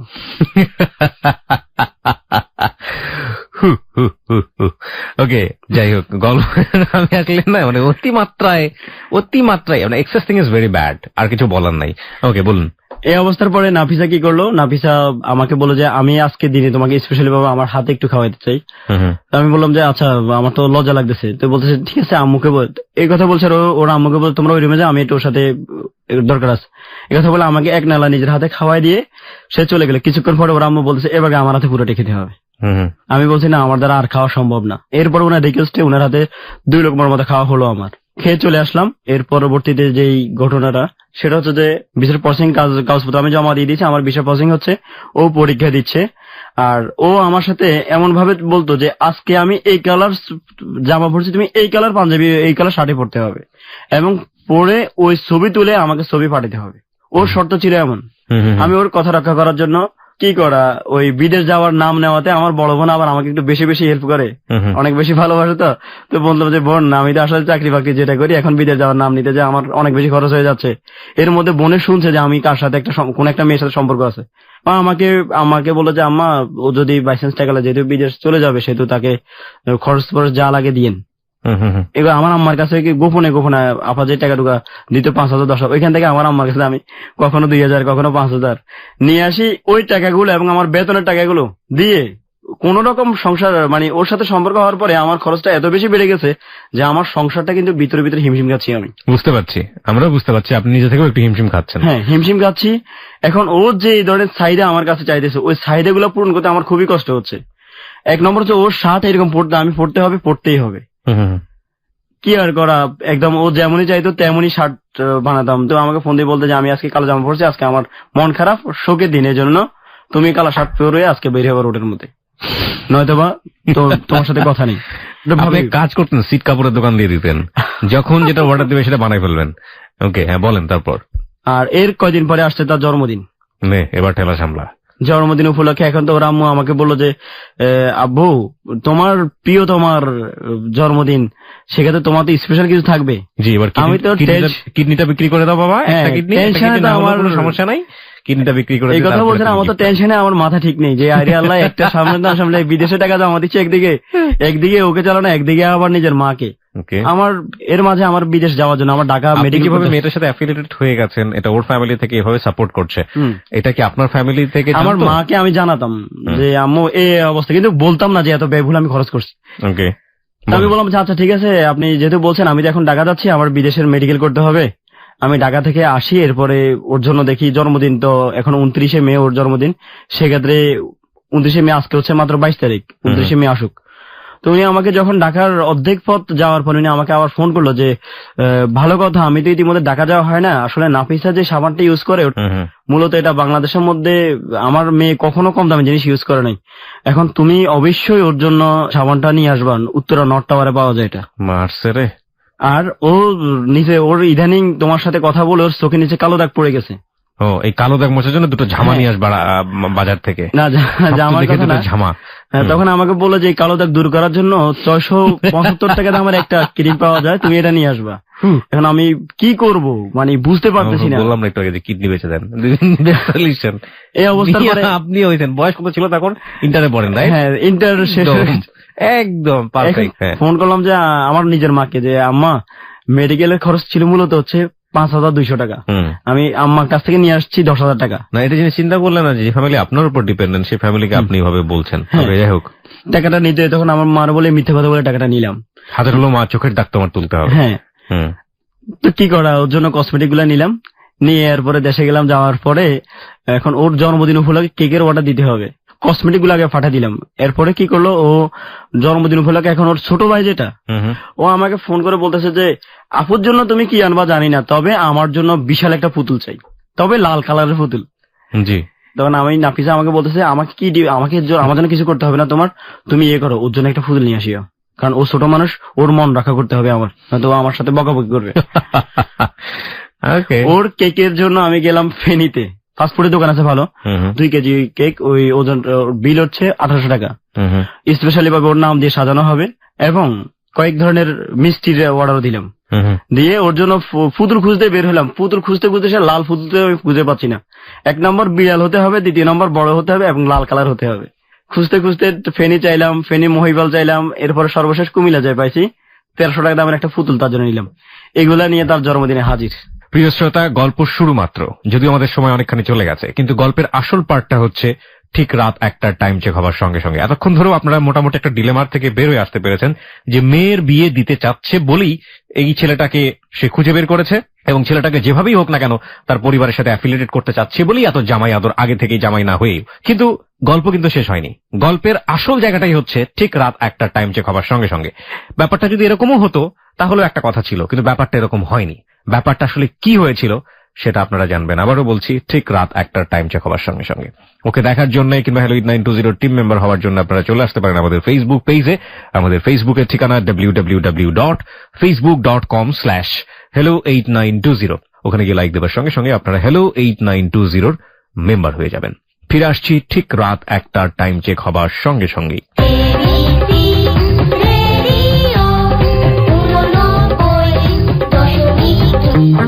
Close Up presents Hello 8920 Close Up, the closer the better।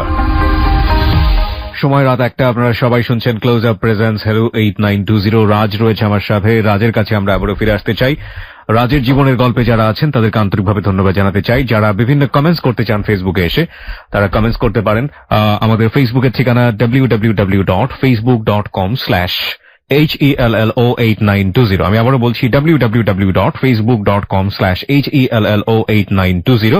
ওখানে গিয়ে লাইক দিলে আপনারা Hello 8920 মেম্বার হয়ে যাবেন। হ্যাঁ রাজ, আমরা যেখানে ছিলাম এরপর তার জন্মদিনে আমি উপস্থিত হলাম, জন্মদিন উদযাপনও হলো ভালোভাবে। এরপরে আমাকে ওর আম্মু 2 দিন পরে ফোন করে বলল সামনে তো ওর পরীক্ষার রেজাল্ট, আর এরই মাঝে তোমারও সময় কতটুকু ঘনে আসছে আমি জানি না, তবে তোমাকে ইনভাইট আগামী মঙ্গলবার আমাদের বিবাহ বার্ষিকী, হচ্ছে নাফিসার আম্মা আব্বুর। বুঝতে পেরেছি। তাই বলছে আচ্ছা ঠিক আছে, আমি তো আসলে আমাদের পরিবারের মধ্যে এগুলো কখনো পালন করা হয় না, এই জন্য আমার এগুলোর প্রতি আইডিয়াও না কিংবা আমার ইন্টারেস্টও আমার ওইভাবে নাই। উনি আমাকে বললো যে শুনো, তোমার আর নাফিসার যে সম্পর্কটা, এই সম্পর্কের মাঝে তোমার আঙ্কেলের কিছু কিছু মাঝে মধ্যে দ্বিমত হয়। সেটা হচ্ছে তোমার আঙ্কেলের নজর একটু বড়, তো তোমার আঙ্কেলকে কনভিন্স করতে হলে তোমার কি করতে হবে? আমাকে কি করতে হবে বলেন? তুমি আমাদের বিবাহ বার্ষিকী উপলক্ষে আমার জন্য কি গিফট আনবে সেটা তোমার ব্যাপার। তোমার আঙ্কেলের জন্য অনেক দামি দেখে একটা পাঞ্জাবি নিয়ে আসবা। এটা আমি যে তোমাকে বলছি আর কার কাছে শেয়ার করবো না। যেন আকার যেন আমার মাথায় ভেঙে পড়ছে। আমার কাছে তো টাকা এমনি সব শেষ, এর মধ্যে এরকম একটা প্রস্তাব আমি মেনে নিতে পারতেছি না যে কি করব এখন। হাওলাত নেওয়া যায় অনেক, কিন্তু কত হাওলাত নিব? ইতিমধ্যে তো আমার অবস্থাটা এমন হয়েছে যে আমি বিদেশ যাবো, এখন আমি হাওলাত চাইলে হাওলাত পাচ্ছি না, কারণ আমি বিদেশ যাওয়ার সময় হাওলাত করে গেলে এই টাকার ড্রাইভার বা নিবে কে? এরপর পরিচিত যে আমি যেখান থেকে জামা কাপড় এমনি সাধারণত কিনি, ওইখানে যাই বললাম যে ভাই আপনাদের এখানের মধ্যে মোটামুটি পাঞ্জাবি ভালোর মধ্যে কি আছে? তো আমাকে বললো যে কেন, আমি কি এরকম আমার একজন আঙ্কেল হয় ওনাকে গিফট করার জন্য বিয়ে বার্ষিকী। আচ্ছা তুমি পাঞ্জাবিটা নিয়ে যেও। পাঞ্জাবিটা নেওয়ার পরে পাঞ্জাবিটার দাম হচ্ছে 2800 টাকা, আর এখন তো উনার জন্য একটা নিতে হবে, তো 2000 টাকা নগদ দিয়ে পাঞ্জাবিটা আমি নিলাম, আর বাকিটা বাকিতে। ওর আম্মুকে আমি দিলাম যে একটা ইসলামিক বই। আমি চিন্তা করলাম যে উনাকে এরকম কিছু হেদায়েত করা দরকার আছে, যে উনি যেগুলো বলতেছে সেই জন্য উনাকে আমি একটা ইসলামিক বই গিফট করলাম। এবং গিফটটা যখন আমি ওদের বাসায় গেলাম, যাওয়ার পরে আঙ্কেলকে বললাম যে আঙ্কেল আপনার বিবাহ বার্ষিকী আমি আন্টির কাছে শুনছি, আপনার বিবাহ হলো আমার সামান্য উপহার। এই বললেন পাঞ্জাবি দিয়েছে, উনি অত্যন্ত সাদরে গ্রহণ করছে পাঞ্জাবিটা। ওর আম্মুকে বললাম যে এই হচ্ছে আপনার, আপনি যেহেতু আমার ইসলামিক মাইন্ডের মা, সেহেতু আপনার জন্য ইসলামিক মাইন্ডের বই নিয়ে আসছি আমি, আপনি এই বই। উনি বলে যে আল্লাহ তোমার এত সুন্দর চয়েস, তুমি একদম আমার মনের মতো বইগুলো নিয়ে আসলা, ভালোই হলো। এরপরে পরবর্তীতে নাফিসার পরীক্ষার রেজাল্ট যেদিন দিবে ওই দিন নাফিসা আমাকে ফোন করে বললো যে আমি তোমার হাতের মিষ্টি চাই এবং তুমি আমার রেজাল্ট চেক করে আমাকে জানাবে সবার আগে, আর এরপরে তুমি মিষ্টি নিয়ে আমাদের বাসায় আসতে হবে। ওর কথা তো এটাই, কারণ ওর পরীক্ষার পরে হচ্ছে আমাদের বিয়ে, এরপরে আবার আমার বিষয় মোটামুটি লাইনে ওকে হয়ে গেছে। পরীক্ষার যেদিন রেজাল্ট দিছে এদিন আমাকে নাফিসার আম্মু ফোন করে বলতেছে যে তুমি ওর রেজাল্টের মিষ্টি নিয়ে আসিও না। হঠাৎ মানে আজকের ব্যবহারটা গত দীর্ঘদিনের ব্যবহার চেয়ে ভিন্ন। তো আমি বলছি কেন? ও তো আমাকে বললো যে আমার হাতের মিষ্টি যারা খাবে না, কয় এসব কথা বলে না, আমার ফ্যামিলিটা ঝামেলা হয়েছে, তুমি আপাতত এটা বাদ দাও। আমি বলছি আচ্ছা ঠিক আছে। নাফিসাকে ফোন করলাম যে কি অবস্থা, তোমার আম্মু এই কথা বলছে। উনার কথা ধরিও না, তুমি মিষ্টি নিয়ে আসবা, এটাই আমি তোমার হাতে মিষ্টি খাবো, তুমি আসবা। 8 আইটেমের মিষ্টি নিলাম। ওর পরীক্ষার রেজাল্ট দিছে এই উপলক্ষে, মিষ্টি নিয়ে গেলাম। যাওয়ার পরে উনারা কেউ কেমন জানি চুপচাপ, মানে শুধু নাফিসাই আমার সাথে কথা বলে, আর কেউ মনে হয় যে আমার থেকে কিছুটা আলাদা। ওকে, তো আমার এরকম বাবার পর আমি যখন যেখানে আমার একটু ওদের কোনো মন মানসিকতা খারাপ আছে, সেক্ষেত্রে আমার আজকে আর বাড়তি কথা বলতে আমি মিষ্টি রেখে আমি নিজে মিষ্টি না খেয়ে চলে আসছি। আমি আমার তাড়া আছে, আমি চলে যেতে হবে। যাওয়ার পরে এর মধ্যে ইনশাল্লাহ আমার ভিসার পেপার চলে আসছে। এখন আমি নাফিসাকে বললাম যে নাফিসা আমার তো ভিসার পেপার চলে আসছে, এখন তোমার আম্মু তো এই বলছিল, তোমার মতামত কি? ও বলছে হ্যাঁ যেটা বলছে সেটা করতেই হবে, আমাকে বিয়ে করে যেতে হবে। আমি বলছি আচ্ছা ঠিক আছে, তোমার পরীক্ষার রেজাল্ট দিয়েছে, তুমি ভর্তি হবা। কয় না আমি ভর্তি হওয়ার আগে বিয়ে করবো, আর তুমি চলে যাও, বিয়ে করে তুমি চলে যাও, অসুবিধা নেই। তো আমি বলছি আচ্ছা ঠিক আছে, আমি তোমার মায়ের সাথে কথা বলি। এখন ওর মায়ের সাথে যখন আমি বললাম যে আম্মু আপনি যে বিয়ের কথা বলছেন, উনি বলল যে বাবা তুমি বিয়ে এখন করতে হবে না, এখন চলে যাও, বিদেশ থেকে আসি করিও, আমরা তো মেয়েটা তোমার কাছে দিব। তো আমি বলছি আচ্ছা ঠিক আছে, আপনি যেহেতু পরে বলছেন, আমি উনাকে আর অবিশ্বাস করিনি, আমি উনার কথা মতো বলছি আচ্ছা ঠিক আছে ওকে। নাফিসাকে বললাম যে তোমার আম্মু এই কথা বলছে, আসলে একদিক দিয়ে ভালো হইলো, মূলত আমার হাতে টাকাটা খুব শর্ট, বিয়ে করলে তো অনেক টাকা দরকার, সেক্ষেত্রে আমি বিয়ে না করে এখন ভালো। ও আমাকে বললো যে আসলে তুমি কখনোই চালাক হবে না, তুমি সবসময় বোকা। আমি বলছি কেন? বললো যে উনি গত 4-5 দিন আগে একটা আমেরিকা ছেলের বায়োডাটা আমার কাছে নিয়ে আসছে, বায়োডাটা নিয়ে আসছে এই জন্য যে ওই ছেলেটা এস্টাবলিশ, তুমি এস্টাবলিশ নয়। উনি এতদিন যে কথা ছিল ওই কথা মতো নাই, তুমি বিদেশে চলে যাও, এরপরে আমার বিয়ে ফাইনাল ওই ছেলের সাথে। ওকে ওকে, পয়েন্ট ইজ কামিং আপ। কি বলো না বলো, তোমার আম্মু একজন ইসলামিক মানুষ, তোমার আব্বা হজ করছে, তোমার আম্মা হজ করছে, উনারা কি উনাদের কথার বরখেলাপ করবে? বলছে তুমি এখনো মানুষ চিন্তা অনেক ভুল করতেছো। আমি আচ্ছা ঠিক আছে, তোমার আম্মুর সাথে আমি কথা বলি। আমি ওর আম্মুর সাথে বললাম যে আচ্ছা ঠিক আছে, আপনার যেহেতু বিয়ে দিতে চান না, আপনি বিয়েটা পড়ায় রাখেন, যেহেতু আপনি আমার কাছে মেয়ে বিয়ে দিবেন বলছে, বিয়েটা পড়ায় রাখেন, ওকে আমার কাছে দিতে হবে না, আমি ওর কাছে যাবো না, আপনি শুধু বিয়েটা পড়ায় রাখেন। ওর আম্মু বললো যে আচ্ছা বিয়েটা পড়ায় রাখলাম, কাবিনও করলাম, কালকে আমি এটা ছিঁড়ে ফেললাম, তখন এটা দাম আছে কোনো?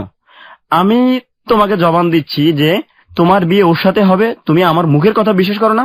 আমি হ্যাঁ, আমি তো আপনাকে অবশ্যই অনেক বিশ্বাস করি, আমার মুখের কথা বিশ্বাস করলে তুমি বিদেশে চলে যাও, কোনো কথা বলবা না, আর যদি এরপর তুমি ওকে বিয়ে করবা বলো, তাহলে তোমার বিদেশ যাওয়া হয়তো কপালে থাকবে না। আমি মানে পুরোটাই অবাক যে কি হতে যাচ্ছে, কি সমস্যা, কেন এমন করতেছে। আমি নাফিসাকে খুলে বললাম যে এই অবস্থা। নাফিসা বললো যে আমি জীবনে তোমাকে দেখছি প্রথম, আমি তোমাকেই ভালোবাসতে চাই, তোমাকে ভালোবাসছি এবং তোমাকে ভালোবাসছি বিদে তোমার গিফট আমি গ্রহণ করছি। আমি তোমাকে ছাড়া অন্য কারোর কাছে যাওয়া আমাদের সম্ভব না এবং তুমি আমাকে বিয়ে করে যাবা। বিয়ে যদি করতে চাও, আমাকে যদি আমার প্রতি সত্যিই ভালোবাসা থাকে, আমাকে বিয়ে করে যেতে হবে, আর নয়তো আমি সুইসাইড করবো। তাই বলছি আরে কি মুসিবতে পড়লাম। আমার মায়ের সাথে শেয়ার করলাম, মা বলতেছে যে বাবা যেখানে মেয়ের মা ঝামেলা সেখানে বিয়ে করার দরকার নেই। আমার মায়ের স্ট্রেট ফরওয়ার্ড কথা।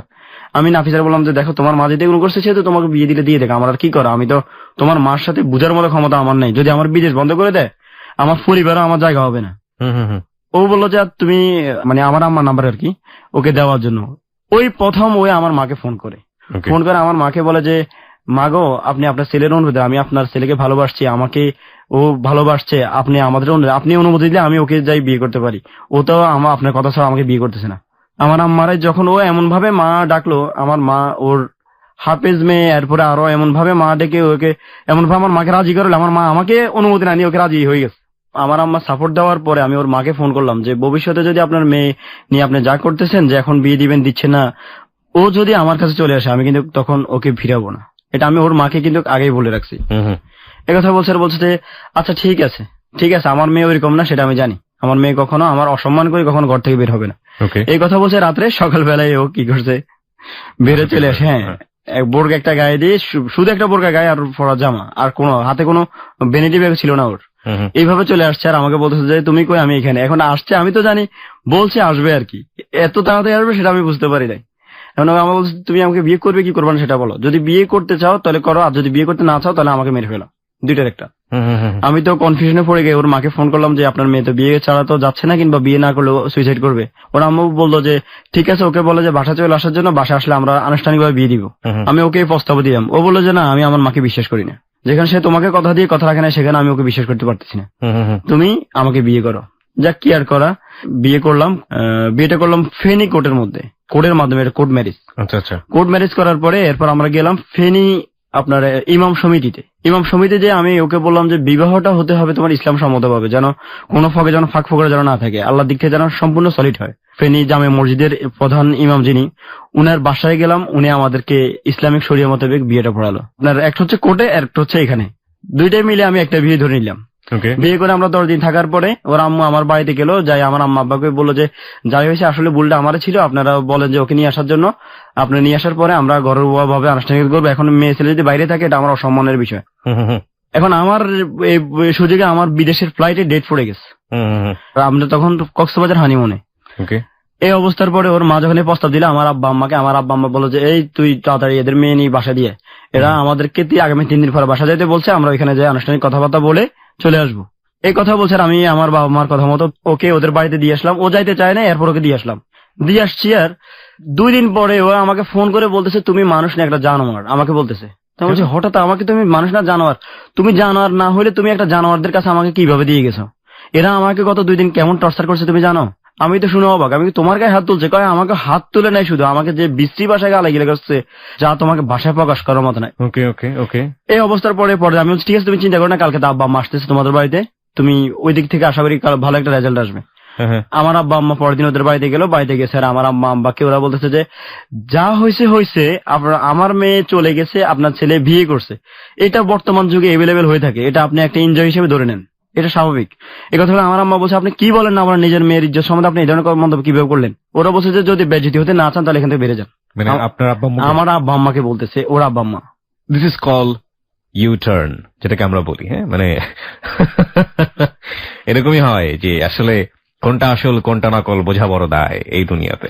যাই হোক, হ্যাঁ তারপর এই অবস্থার পরে আমার আব্বা আম্মা আমাকে ফোন করে, ওইদের ঘর থেকে ফোন করে বলতেছে কি তোকে জুতা দিয়ে ফিটবো আমি, তুই কোন ফ্যামিলিতে বিয়ে করছিস? একটা রিক্সাওয়ালার মেয়ে বিয়ে করতি, তোকে আজকে তোর বাপ মা এতটুকু অসম্মান হতো না। বললাম কি হয়েছে? বলছে তুই কখন আর আমাদেরকে মা বাবা বলিয়ে রাখবি না। আমি তো আব্বা আম্মার এই কথা শুনে আমি নিজে হতবাক হয়ে নাফিসাকে ফোন দিয়ে বললাম তোমার আব্বা আম্মা এটা কি করছে? ও আমাকে বললো যে এটাই হওয়া ছিল তোমার, এই তুমি ওদেরকে বিশ্বাস করছো না, এবার ধরা খাওয়া ভালোভাবে। আমি আচ্ছা ঠিক আছে, যেহেতু আমার বাবা মাকে অপমান করছে আমি আসতেছি তোমাদের বাসায়, যদি ওরা মারতে মন চায় আমাকে মারুক, আমার বাবা মাকে কেন? বাসার গেটে গেছি, আরে আমার সাথে ওদের পার্শ্ববর্তী একজন ইমাম সাহেবের সাথে দেখা। তো দেখা বলতেছে যে কয় আপনার নাম কি রাজ? আমি কে হ্যাঁ আমার নামই রাজ। বলতেছে যে আপনার বাবা মা কি আজকে এই বাসা আসছিল? আমি কে হ্যাঁ। আপনার বাবা মার সাথে আমার সাথে কথা হয়েছে। আপনার বাবা মার সাথে কথা হওয়ার পর আমরা নাফিসার বাবা মাকে জিজ্ঞাসা করছি যে উনারা কে। নাফিসার বাবা আমাকে বলতেছে কি ভিক্ষা চাইতে আসছে ফকির, আমরা ভিক্ষা দিই নাই তাই চলে গেছে। ওহো ওহো, সো স্যাড। এই কথা শোনার পরে আমি তো মানে নিজেকে উনাদের ছেলে হিসেবে পরিচয় দিতে নিজেকে লজ্জাবোধ করছি। এরপর আমি ওদের বাসায় গেলাম, যাই বললাম যে আপনারা আমার বাবা মাকে কি বলছেন। বললো যে তোমার বাবা মা আসছে বিয়ের প্রস্তাব। কিসের বিয়ে টিয়ে এগুলা হয়ে যায়, এটা তুমি ভুলে যাও, ভালো হবে না। আর তুমি যদি এখন যদি কোনো চিন ক্রিয়েট করতে চাও যে বউ নিয়ে যাবে, তাহলে তোমার কিন্তু এখান থেকে তোমার লাশ যাবে। এটা হচ্ছে নাফিসার আম্মুর কথা। এমনকি তুমি যদি বাড়াবাড়ি করো তো তোমাকে জেলের ভাতও খাওয়াবো, জোর করে আমার মেয়েকে আটকে রাখার দায়। এখন আমি নাফিসাকে বললাম, নাফিসা তুমি কি বলো, আমি তোমার জোর করে আটকে রাখছি? এই কথা বলছে। নাফিসা বলতেছে যে কি আর করা, তুমি ওদের কথা মতো তো এমনই হয়, ওরা তো যা বলো ওটাই সঠিক, আমরা যা বলি সেটা সবই ভুল। এই কথা বলছেন। আমি বললাম আচ্ছা ঠিক আছে, আপনার যদি এইভাবে ভালো হয় তাই করেন, আমার বিদেশ যাওয়ার সময় আমি আর এখন ঝামেলা করতে রাজি না। এর মা কি করলো, কিছুক্ষণের মধ্যে ওদের বাসার সামনে ফোলাফাইন কয়েকটা নিয়ে আসলো, আমাকে বললো যে দরজা খুলে দেখে আসো কে আর আসছে তোমাকে দেখার জন্য, তুমি আমাদের জামাই তো, যদি সম্মান নিয়ে যাইতে চাও তাহলে সুন্দরভাবে চলে যাও। আমি বললাম যে আচ্ছা আপনি যে আমাকে মারার জন্য কাকে নিয়ে আসছেন? ও বললো যে এই এলাকার পুলিশ। আমি বলছি ঠিক আছে আপনি আমাকে মেরে ফেলেন, যদি আমাকে মেরে যদি আপনার সমাধান হয়ে যায় এটাই ভালো হবে। তবে আমি কিন্তু আপনার কাছে নত স্বীকার করবো না, কারণ আমি অন্যায় করি নাই, আপনি আমাকে নিয়ে আসছেন। এই পরিস্থিতি আমি ওই দিন আর রাগটা করে আর চলে গেলাম, আর ওর কথা বাড়াইলাম না। পরের দিন নাফিসা আবার পলায় চলে আসছে, না বলে, আমাকেও জানায় নাই। ও চৌরাস্তায় এসে আমাকে বলতেছে যে আমি চলে আসছি, তুমি আমাকে নিয়ে যাও। কেন তুমি আবার চলে আসছে কেন? আমার তো 3-4 দিন পরে আমার ফ্লাইট, আমি এখন কি করবো, কিভাবে কি করবো? এখন আমি আম্মার বললাম আম্মা এই অবস্থা। আমরা এই কথা বলছি, আম্মা কয় ঠিক আছে, এখন মেয়ে যেহেতু বেরিয়ে আসছে এখন মেয়েকে রোডে রাখবি নাকি, নিয়ে আয়। আমি যাই ওকে নিয়ে আসছি। নিয়ে আসার পরে আমার যে ফ্লাইট ছিল, ফ্লাইট ডেট আমি আরো 20 দিন বাড়াইছি। আচ্ছা, বাড়ায় আমি ওকে নিয়ে আমার খালার বাড়িতে চলে গেলাম। ওর বাবা মা এর মাঝে আমার বাড়িতে আমার বাবা মাকে পুলিশ দিয়ে ওদের মেয়ে অপহরণ করছি 50 লক্ষ টাকা ক্যাশ সহকারে, এবং উনার ফ্রিজে 20 ভরি স্বর্ণ ছিল, 20 ভরি স্বর্ণ টাকা ওকে বাসা থেকে কিডন্যাপ করে নিয়ে গেছি। ফ্রিজের ভিতরে গোল্ড ছিল? ওনার ফ্রিজের ভিতরে গোল্ড ছিল। পুলিশ আমার পুরো বাড়ি ঘেরাও করছে। মানে গোল্ড কি গরম হয়ে যায় নাকি নরমালি? না, চোরের ভয় হয়তো এমন ভাবে রাখছে। ফ্রিজের ভিতরে গোল্ড ছিল। যখন আমার এলাকা যায় এরকম বক্তব্য দিছে, আমার এলাকার মানুষ তো আমাকে চিনে, তারা বলতেছে যে আপনি যে ছেলের বিরুদ্ধে বক্তব্য দিচ্ছেন ও তো এই ধরনের ছেলে না। এরপরও গ্রামের মানুষ মনে মনে ভাবে যে 50 ভরি না হোক হয়তো 5 ভরি হলো নিচে। এখন আমার আব্বা আম্মা কয় কিরে ওদের 50 ভরি স্বর্ণ, 20 ভরি স্বর্ণ, 50 লাখ টাকা তুই কি করছিস? তা আমি কি মানে কি কয় পুলিশ আসে আমার বাড়িতে ঘেরাও করছে, তোর বাবারা ধরে নিয়ে যাইতেছে, আমাদের গালাগালি করতেছে। নাফিসা তখন আমার সাথে, আমি বলছি ঠিক আছে ওদের মেয়ের সাথে কথা বলতে, পুলিশকে কথা বলতেন। তখন নাফিসা ওদের পুলিশের সাথে কথা বললো যে আমার স্বামী আমাকে, আমি একটা প্রাপ্তবয়স্ক মেয়ে, আমি ওকে বিয়ে করছি স্বইচ্ছায়, এবং আমি আসার সময় নিজের ফরাজ জামাটা পরে আসছে, আর কিছু নিয়ে আসি নাই। আমার মা যা করছে সব সিটিংবাজি করছে।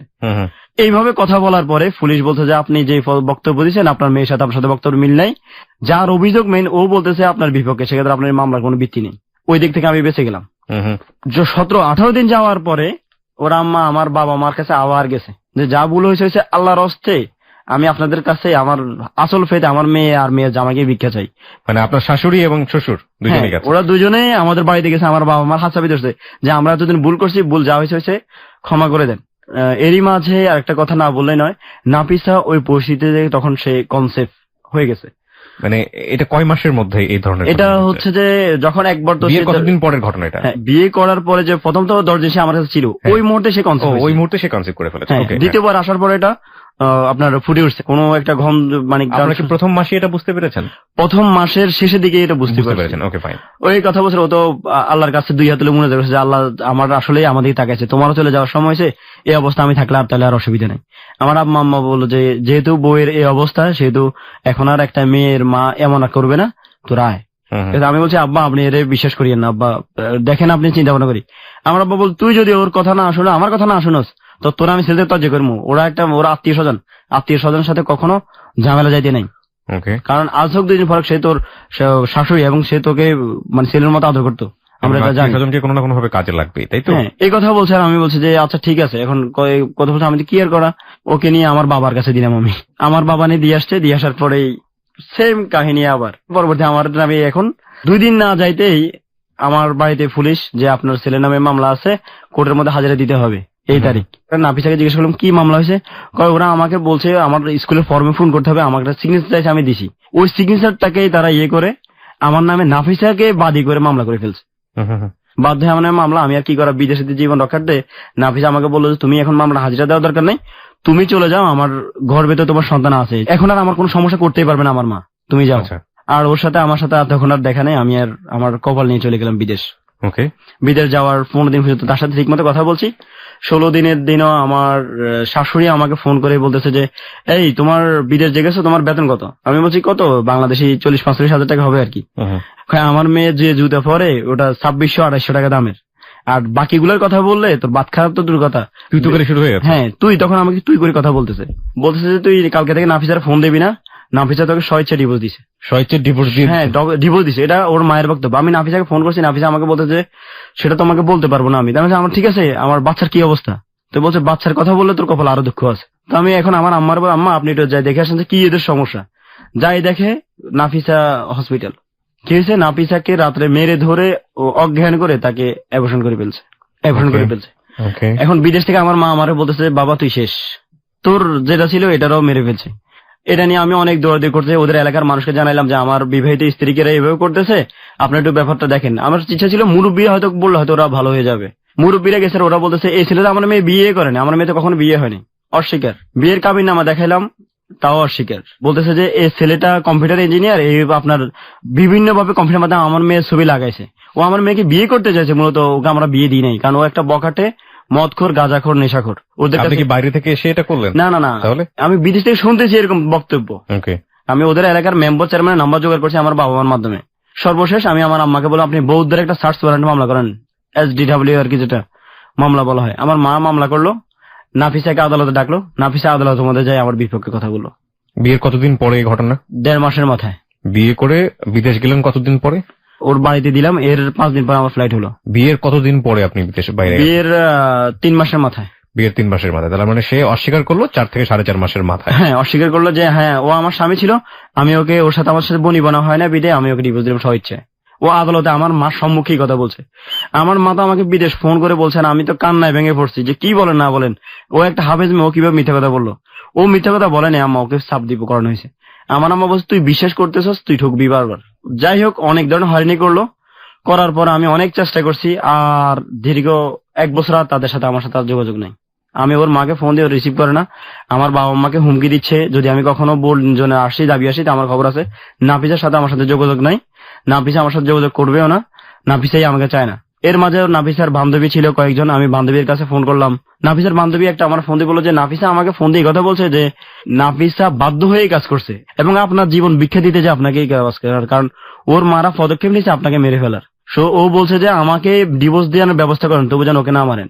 এটা হচ্ছে ওর এক বান্ধবীর বক্তব্য। আর এক বান্ধবী আমাকে বক্তব্য দিল যে ভাই নাফিসা বলতেছে যে আপনাকে জেলে দেওয়া উচিত ছিল। এরপর আমি কিন্তু আমার বিশ্বাসে অটল ছিলাম। ফোন করলাম মানবাধিকার কমিশনের চেয়ারম্যান মিজানুর রহমান কাছে। এরপরে পাঠাইলাম আমার এলাকার মুরব্বী থেকে শুরু করে সবাইকে, ওদের এলাকার মুরব্বীদেরকে। ওর আম্মা একটা ছবি দিছে, ছবিটা হচ্ছে কি যে দেখেন এই ছেলের কাছে আমি আমার মেয়ে কিভাবে বিয়ে দিই, আপনারাই বলেন। এই ছেলের দিকে রেললে বোঝা যায় সে হিরোইনছি। এই অবস্থার পরে আমার এলাকার মানুষ বলতেছে এটা ওর ছবি না, কিন্তু ওর মা এটা বলতেছে এটাই রাজ। এই পরিস্থিতি এখন ওদের এলাকার যে মানুষগুলো, ওরা আমাকে ফোন দিয়ে বলতেছে যে তুমি একটা নেশাখোর ছেলে, তোমার শাশুড়ি আমাদেরকে ছবি দেখাইছে। এই পরিস্থিতিতে উনারা আমাকে যেভাবে হোক আমাকে আমি কালার এটাই আমাকে প্রমাণ করতে উনারা সমর্থ হয়েছে।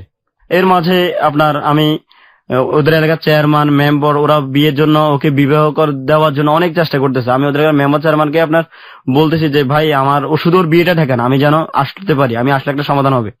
আমার বিশ্বাস আমার ওয়াইফ আমাকে দেখলে সে যত ভুল আছে সব ভুলে আমার কাছে চলে আসবে, আপনারও বিয়ে ঠেকান। ওর বিয়ে ঠেকানোর জন্য ওদের এলাকার লোকদের কাছে ফোন করতাম, ফোন করে আপনার ওদের মোবাইলের টাকা থেকে শুরু করে যা চাইতো, ওদের তো বিভিন্ন চাহিদা ছিল, চাহিদাগুলো পূর্ণ করতে হয়েছে আমাকে। ওর জন্মদিন উপলক্ষে মানুষ যেন জানে যে এ আমার ওয়াইফ। আমি কি করলাম, বিদেশ থেকে ওদের এলাকার একটা হোটেলকে কন্ট্যাক্ট দিলাম যে আপনি ওদের এলাকার মধ্যে যতটা বাসা আছে মোট 500টা প্যাকেট বিরিয়ানির প্যাকেট, প্রতিটা বাসায় 500 প্যাকেট বিরিয়ানি দিবেন। এটা ছিল আমার ওর বিদেশ থাকা অবস্থা জন্মদিনের উপহার। এরপরে ও 30 পারা কোরআনে হাফেজ। ওদের এলাকার এতিমখানার মধ্যে আমি 70 পিস কোরআন শরীফ হাদিয়া করে দিছি, যেন আল্লাহ আমার স্ত্রী হাফেজ ছিল, এই জন্য আমি কোরআন শরীফটা হাদিয়া করাটাই মনে ভালো হবে। আপনি এলাকায় এগুলো কেন করছেন? শুধু একটাই, যেন ওরা যেন জানে যে আমার ওয়াইফ এটা সত্যি ছিল, আমি ওদের জামাই ছিলাম, ওরা যেন আমাকে যেন মিথ্যা প্রমাণ করতে না পারে। আমার উদ্দেশ্য ছিল একটাই। এমন ভাবে দীর্ঘ 1 বছর 3 মাস যাবৎ কষ্ট করলাম ওর জন্য। সর্বশেষ গত নভেম্বর মাস 2014 আমার ফেসবুকে আমাকে মেসেজ দিল কেমন আছো। কতদিন পরে আপনাকে মেসেজটা দিল? প্রায় 1 বছর 1 মাস কিংবা 2 মাসের দিনে। এই 1 বছর 1 মাসে আপনাদের সাথে কতবার এরকম ডিভোর্স হওয়া, বিয়ে হওয়া এসবের ঘটনা ঘটেছে এর আগে? হ্যাঁ, এর মধ্যে তো প্রথমবারই তো আপনার একবার তাকে দিয়ে আসার পরে তাকে একটা ডিভোর্স নাম্বার পাঠালো। পাঠানোর পর আমি তো তাকে যখন দ্বিতীয়বার কক্সবাজার নিয়ে আসছি তখন ওইখানে আরেকটা বার তাকে বিয়ে করি। ওটা হচ্ছে তার 2য় নম্বর বিয়ে আমার সাথেই। আর এরপরে যখন আপনার কক্সবাজার থেকে আবার যখন তাকে বাড়িতে আমার বাবার মাধ্যমে যখন ওদের বাড়িতে পাঠানোর সময় আমার আব্বা বলছে যে তোদের যে বিয়ে হয়েছে আমি এটাকে কোর্টের মধ্যে আরো ভালোভাবে ইয়ে করতে চাই, তোরা কোর্টের মধ্যে আমাদের এলাকার উকিলের কাজের মাধ্যমে আরেকটা বিয়ে কর। আচ্ছা, ওই মুহূর্তে তাকে আরেকটা বার বিয়ে। এইটা হচ্ছে তার সাথে আমার 3 নম্বর বিয়ে। আচ্ছা, একই মেয়ের সাথে একই ছেলের 3 নম্বর বিয়ে। 3 নম্বর বিয়ের পর আপনাদের সাথে কতদিন যাবত যোগাযোগ ছিল না? মানে প্রথম কথা হচ্ছে ফেসবুকে যখন আপনাকে সে নক করলো তার আগ পর্যন্ত আপনার কি স্ত্রী ছিল নাকি ডিভোর্স অবস্থায় ছিল? না, ডিভোর্স অবস্থায় ছিল। কারণ 3 নম্বর বিয়ে করার পরে বিদেশ যাওয়ার পরে তারা আবারও ডিভোর্স লেটার আমার বাপ মার কাছে পাঠাইছে। ওর কাছ থেকে বারবার সাইন নিত? হ্যাঁ, সাইন নিত। আর ওর মনে হয় যে কেন জানি দিয়ে দিত, আল্লাহ মাহবুদে জানে, কারণ ওর মনের খবর তার আমি জানতাম। তারপরে আপনি কি করতেন? আপনি কনভিন্স করে আবার বিয়ে? আমি কনভিন্স করতে বলে আমি তো সাথে যোগাযোগ করতে পারি না 3য়বার ডিভোর্স দেওয়ার পরে। ফেসবুকে একদিন আমার বাবা অসুস্থ হওয়ার পর আমি ফেসবুকে বললাম যে আমার বাবা অসুস্থ, সবাই দেশবাসী দোয়া চাই, এমন একটা আমি স্ট্যাটাস দেওয়ার পরে ও আমাকে মেসেজ দিল বাবার কি হয়েছে। মেসেজ করার পরে আমি ওকে বললাম যে আমি অপরিচিত লোকের সাথে কথা বলি, কারণ আমি তখন বুঝতে পারিনি সে নাফিসা। তাই আমি বলছি বাবার কি হয়েছে, আপনি কে বলছেন, তুমি কে যে আমার বাবার খোঁজ খবর নিচ্ছ? বলছে আমি আরিহা, আপনার খুব শুভাকাঙ্ক্ষী। আবার মেসেজ দিল যে কবে দেশে আসতেছেন, আপনার বউয়ের খবর কি? বউয়ের জন্য তো পাগলের মতো ঘুরতেছি বিদেশের বাড়িতে, আজও বউয়ের দেখা পাইনি। ও বলছে খুব শীঘ্রই পেয়ে যাবে। এর 2 দিন পরে সে বলল যে আমি নাফিসা, আমি তোমাকে ছাড়া বাঁচবো না, আমি তোমার জন্য অপেক্ষা আছি, যত কিছু করছে আমি পরিস্থিতি শিখে, তুমি আমাকে ভুল বুঝিও না। আমি সাথে সাথে তো মানে আকাশ কুসুমের মতো যে এত খুশি যে ও আবার ফিরে আসছে। বারবার ডিভোর্স হচ্ছে, বারবার এটা হচ্ছে ওটা হচ্ছে, তারপর আপনি খুশি? আমি তাকে আমি এতটাই বিশ্বাস করতাম যে আমি বুঝতাম যে ওর মা এগুলো করাচ্ছে ওকে বাধ্য করে। এই কথা বলার পরে যখন আমি বললাম যে এই অবস্থা এখন কি করে, ও বললো যে আমি ঢাকায় মানিকনগর ইউনিভার্সিটি ভর্তি হয়েছি, আমার আব্বা আম্মা আমার নাম চেঞ্জ করে দিছে, কারণ তুমি নাফিসা শুনলে যদি তুমি যদি খোঁজ খবর করে আমাকে বের করো। আমি আমার আম্মাকে ফোন করলাম, আম্মা নাফিসাতে ফিরে আসছে, আপনারা বলছেন সে আসবে না, ওই তো নাফিসা ফিরে আসছে, আমার সাথে যোগাযোগ করছে। এইভাবে 15 দিন কথা বলার পরও আমাকে বললো যে আমার ভালো মোবাইল নেই যেন আমি কথা বলতে পারি না। তাই আমি বলছি তোমার মোবাইল নেই এটা কোনো কথা হলো? তোমার মোবাইল আজকে কিনবা তুমি? আমি বান্ধবীর মোবাইল দিয়ে ফেসবুক চালাই। আমি সাথে সাথে তার জন্য 10,000 টাকা পাঠাইছি। সে একটা মোবাইল কিনছে, মোবাইল কিনে তো এখন সে অল টাইমে ফেসবুকে থাকে। পরবর্তী আমি ওকে বললাম যে দেখো আমার হাতে একটা দামি সেট আছে, যদি তুমি চাও আমি এটা পাঠিয়ে দিতে পারি। ও আমাকে বললো যে না, আমার দামি সেট দরকার নাই, তুমি দেশে কবে আসবে, আমি শুধু তোমার অপেক্ষায় আছি, তুমি দেশে চলে আসো। এই বলছে। আর আমি ওকে বললাম যে আচ্ছা তোমাকে তো আমি বিদেশ থেকে আসার সময় তোমাকে ভালো দামি সেট করে দিতে পারি নাই, এটা আমার অনেক কষ্ট, তবে আজকে আমার দামি সেট আছে কিন্তু তুমি নেই, সেক্ষেত্রে আমার হাতে সেটটা আমি তোমাকে দিতে চাই। এই কথা বলছে। আচ্ছা ঠিক আছে, তোমার যদি ইচ্ছা হয়েছে তুমি দিয়ে দাও। যখন ও আমাকে বললো যে তুমি দেশে 2 মাসের মধ্যে চলে আসো, এটা বলছে শনিবার দিনে যাই, শুক্রবার দিনে সে আমাকে বলতেছে কি আমি যে তোমার সাথে কথা বলি এটা আমার বাবা মা খবর পেয়ে গেছে, আগামী সোমবার ওরা আমাকে নিয়ে যাবে, এখন আমার মনে হয় তোমার সাথে আমার সাথে আর রিলেশন আর থাকতেছে না। তো আমি কি এটা কোনো কথা হইলো? কয় আচ্ছা ঠিক আছে, দেখি আমি কিভাবে এটা ম্যানেজ করা যায়। রবিবার সকালেও আমাকে বলতেছে তুমি যদি আমাকে সত্যিকার ভালোবাসো, আমাকে পেতেই চাও, তো তুমি আজকের দিনের মধ্যে বাংলাদেশে আসো, আর আজকের পরবর্তী তুমি যদি আমাকে যদি না পাও সেটার জন্য আমি দায়ী না। এখন এই কথা বলে আমি দিনে দিনে কি মানুষ বিদেশ থেকে আসতে পারে? রবিবার সকাল 9টা বাংলাদেশ টাইম। আমি কি করলাম, বললাম যে আমার তো এগুলো গোছাইতে হবে। ও বলছে কিচ্ছু গোছাইতে হবে না, তুমি যদি আমাকে চাও চলে আসো, তাহলে আমি তুমি যদি বলো আমি আমার বান্ধবীর বাসায় গিয়ে ওয়েট করবো। আমাকে দেখো, আমাকে আবার নিয়ে ধোকা দিও না কিন্তু।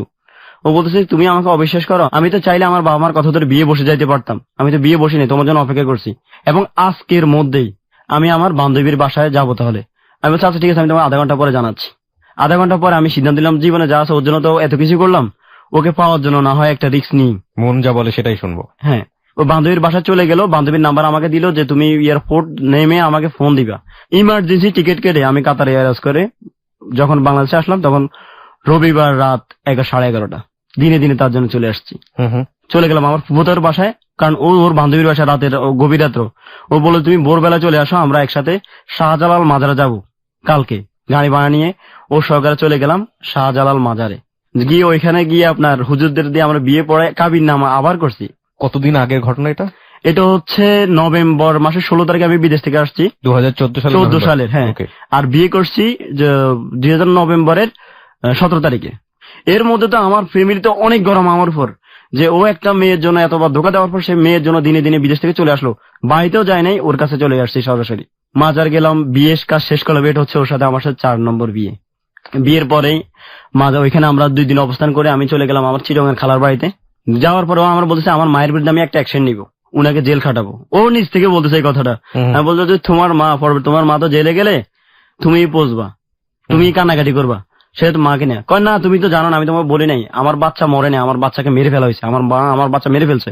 তো আমি কি আল্লাহ এই কথা বললে তো তোমার মা জেল খাটতে হবে আজীবন, এমন একটা যদি কথা তুমি মেয়ে হয়ে বলে দাও, এর চেয়ে ভালো তোমার মা ওকে দরকার নাই। যাক, উনি হয়তো ভুল বুঝছে, এটাই কপালে ছিল। যাই হোক, এখন তো আমরা একসাথে হয়ে গেছি, অসুবিধা কি?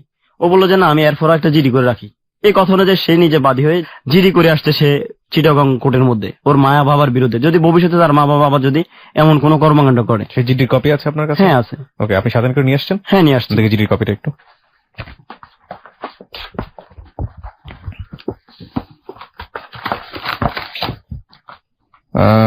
ওকে, বর্তমানে ইউনিভার্সিটি এলাকা বনাম এত এত এত উপরোক্ত প্রার্থীর মত নিবেদনে প্রার্থীকে একজন সহজ সরল আইনের প্রতি শ্রদ্ধাশীল ব্যক্তি হন বটে, অপরপক্ষে প্রতিপক্ষ জুলুমবাজ, পরধনলোভী, দাঙ্গাবাজ, সর্বোপরি সন্ত্রাসী প্রকৃতির লোক। প্রতিপক্ষ সবসময় ধরাকে সরাজ্ঞান করে থাকে। প্রার্থীর শহীদ মিরাজ হোসেন রাজ এর বিগত এত এত তারিখে 6 লক্ষ টাকা রেজিস্ট্রিকৃত কাবিননামা মূলে সামাজিক অনুষ্ঠানের মাধ্যমে বিবাহ সম্পন্ন হয়। বিবাহের পর প্রার্থীর স্বামী প্রার্থিনীকে তার জওজিয়তে নিয়ে যায়। প্রার্থীর স্বামীর সহিত বাদিনীর কোন রকম ভুল বোঝাবুঝি বা ঝগড়াঝাটি নেই। তারপরও প্রার্থীর বাবা এবং মা 1 ও 2 নম্বর প্রতিপক্ষ, 3 ও 5 নম্বর প্রতিপক্ষগণের সহায়তায় ও প্ররোচনায় বাদিনীকে বাদিনীর স্বামীর সহিত সংসার যাপন করিতে বাধা প্রদান করে। প্রতিপক্ষগণ জোরপূর্বক একটি ডিভোর্সনামা প্রার্থীর স্বামীর বিরুদ্ধে তৈরি করে জোর করে তাতে প্রার্থীর স্বাক্ষর আদায় করে এবং প্রার্থীর স্বামী ও প্রার্থীর শ্বশুর শাশুড়ির মাধ্যমে বিভিন্ন মিথ্যা মামলা দিয়ে প্রার্থীর স্বামীর বাড়ি ঘরে সন্ত্রাসী হামলা চালিয়ে প্রার্থীর স্বামীর ও শ্বশুর পরিবারের সামাজিক মর্যাদা ও অর্থনৈতিক ক্ষতি করার চেষ্টা করে। প্রার্থীর স্বামী মিরাজ হোসেন রাজ প্রবাসে থাকা স্ত্রীকে পিত্রালয়ে রেখে যায়। গত 1 বছর পূর্বে প্রার্থীর স্বামী দেশে আসলে প্রতিপক্ষগণ প্রার্থীর স্বামীকে অপহরণ করিয়া গুম করার চেষ্টা করে এবং প্রার্থীর স্বামীর ঔরস্যে ও প্রার্থীর গর্ভে সন্তান জন্ম নিলে প্রতিপক্ষগণ জোরপূর্বক প্রার্থীকে নষ্ট করিতে বাধ্য করিলে প্রার্থিনী প্রতিবাদ জানাইলে প্রতিপক্ষগণ প্রার্থীকে দীর্ঘ 9 মাস গৃহবন্দী করে রাখিয়া নির্মমভাবে শারীরিক এবং মানসিক নির্যাতন করে উক্ত সন্তান নষ্ট করতে বাধ্য করে এবং প্রার্থীকে অবিবাহিত বলিয়া অন্যত্র বিয়ে দেওয়ার চেষ্টা বা প্রচেষ্টা চালায়। প্রার্থী সব অত্যাচার নির্যাতন নীরবে সহ্য করার পরও প্রতিপক্ষগণের সাথে থাকিয়া মানবেতর জীবনযাপন করিতে থাকে। গত 1 মাস আগে প্রার্থীর স্বামী পুনরায় বিদেশ থেকে আসিলে প্রার্থী প্রতিপক্ষগণের অগোচরে প্রার্থীর স্বামীকে সমস্ত ঘটনা খুলে বলিলে প্রার্থীর স্বামী প্রার্থীকে নিয়ে আলাদা বাসায় চট্টগ্রামে থাকার ব্যবস্থা করে। সেখানেও প্রতিপক্ষগণ আসিয়া প্রার্থী এবং তার স্বামীকে জানে মেরে লাশ গুম করে ফেলার, প্রার্থী ও তার স্বামীকে অপহরণ করে গুম করে ফেলার, প্রার্থী ও তার স্বামীকে অ্যাসিড মেরে ঝলসিয়ে দেওয়ার এবং নারী নির্যাতনের বিভিন্ন মামলা মোকদ্দমা দিয়ে প্রার্থীর স্বামীর ও প্রার্থীর শ্বশুরালয়ের ক্ষতি করার হীন চেষ্টায় লিপ্ত রহিয়াছে। বর্তমানে প্রার্থী তার স্বামী ও শ্বশুর বাড়ির লোকজনের সাথে চট্টগ্রামে সুখে সংসার যাপন করিতেছে। এহেন পরিস্থিতিতে প্রতিপক্ষগণ যে কোনো মুহূর্তে প্রার্থীর ও প্রার্থীর স্বামীর সুখের সংসারে আগুন ধরাতে পারে, চির ধরাতে পারে। অ্যাসিড মেরে প্রার্থী ও প্রার্থীর স্বামীকে ফাঁসিয়ে মিথ্যা মামলা মোকদ্দমা দিয়ে হয়রানি করিতে পারে। নারী নির্যাতন মামলা দিয়ে বাদিনীর শ্বশুর পরিবারকে হয়রানি করিতে পারে। প্রার্থীকে অপহরণ করে নিয়ে হটাতে পারে। প্রার্থীর সংসারে ভাঙন ধরানোর চেষ্টা করিতে পারে। প্রার্থীর স্বামীকে জানে মেরে লাশ গুম করে ফেলতে পারে মর্মে প্রার্থী আশঙ্কা করিতেছে বিধায় প্রার্থী ভবিষ্যৎ সূত্রের জন্য অত্র ডায়েরিখানা পেশ করিতেছে। অতএব বিনীত প্রার্থনা মাননীয় আদালত ন্যায় বিচারের স্বার্থে ফৌজদারি কার্যবিধির 44 ধারা মোতাবেক প্রার্থীর আনিত অভিযোগ ভবিষ্যতের সূত্র হিসেবে সংরক্ষণের জন্য সাধারণ ডায়েরিভুক্ত করার আদেশ দানে বিজ্ঞ আদালতের সদয় মর্জি হয়। এটা করেছেন আপনারা 18/12/2014 তারিখে এবং আপনার ওয়াইফ নিজে এই জিডিটা করেছে, তাই তো? এবং নিকানামা এখানে আছে। ফাইন, তারপরে বলেন। তারপরে জিডি করার পরে ও আমাকে বললো যে ওদের বিরুদ্ধে অ্যাকশনে যাও, তুমি আমার বাবা মাকে গ্রেপ্তারের ব্যবস্থা করো। তখন আমি বলছি দেখো উনারা আমাকে এত কিছু করছে, আমি এটাকে মনে করি উনারা আমার সাথে যে আচরণটা করছে ওটা আমি এক ধরনের দোয়া মনে করি। তখন ও বললো যে আমি আমার মা বাবার সাথে যোগাযোগ করার ইচ্ছা আমার কোনোদিনও নাই, এই কথা বলছে। আমি বলছি আচ্ছা ঠিক আছে। এই জিডিটা করার পরে 3 দিনের দিনে ওরা আমার বাড়িতে গেছে। বাড়িতে যাওয়ার পরে আমার বাবা মাকে বললো যে যাই হয়েছে ওর আসলেই ও অনেক ভালো ছেলে, ওর সার্থক যে এই জন্য যে এত কষ্টে ভালোবাসা সে ফেরত পাইছে এত কিছুর পরও। আমি তার জন্য দোয়া ছাড়া আমার আর কিছু বলার নেই। তবে ওকে বলবেন যেন আমার মেয়ের সাথে আমার সাথে একটু কথা বলার সুযোগ দেয়। আমার মা হিসাবে এইটুকু আর্জি, আমি আর কখনো আপনাদেরকে ওদের সুখের সংসারে আর কখনো ঝামেলা করতে আসবো না। একথা বলার পর আমার আব্বা বললো যে বাবা থাক, মেয়ে মানুষের মা তো, মার মেয়ের একটু কথা বলতে দিস। তাই আমি বলছি আচ্ছা ঠিক আছে, আপনি যদি বলছেন।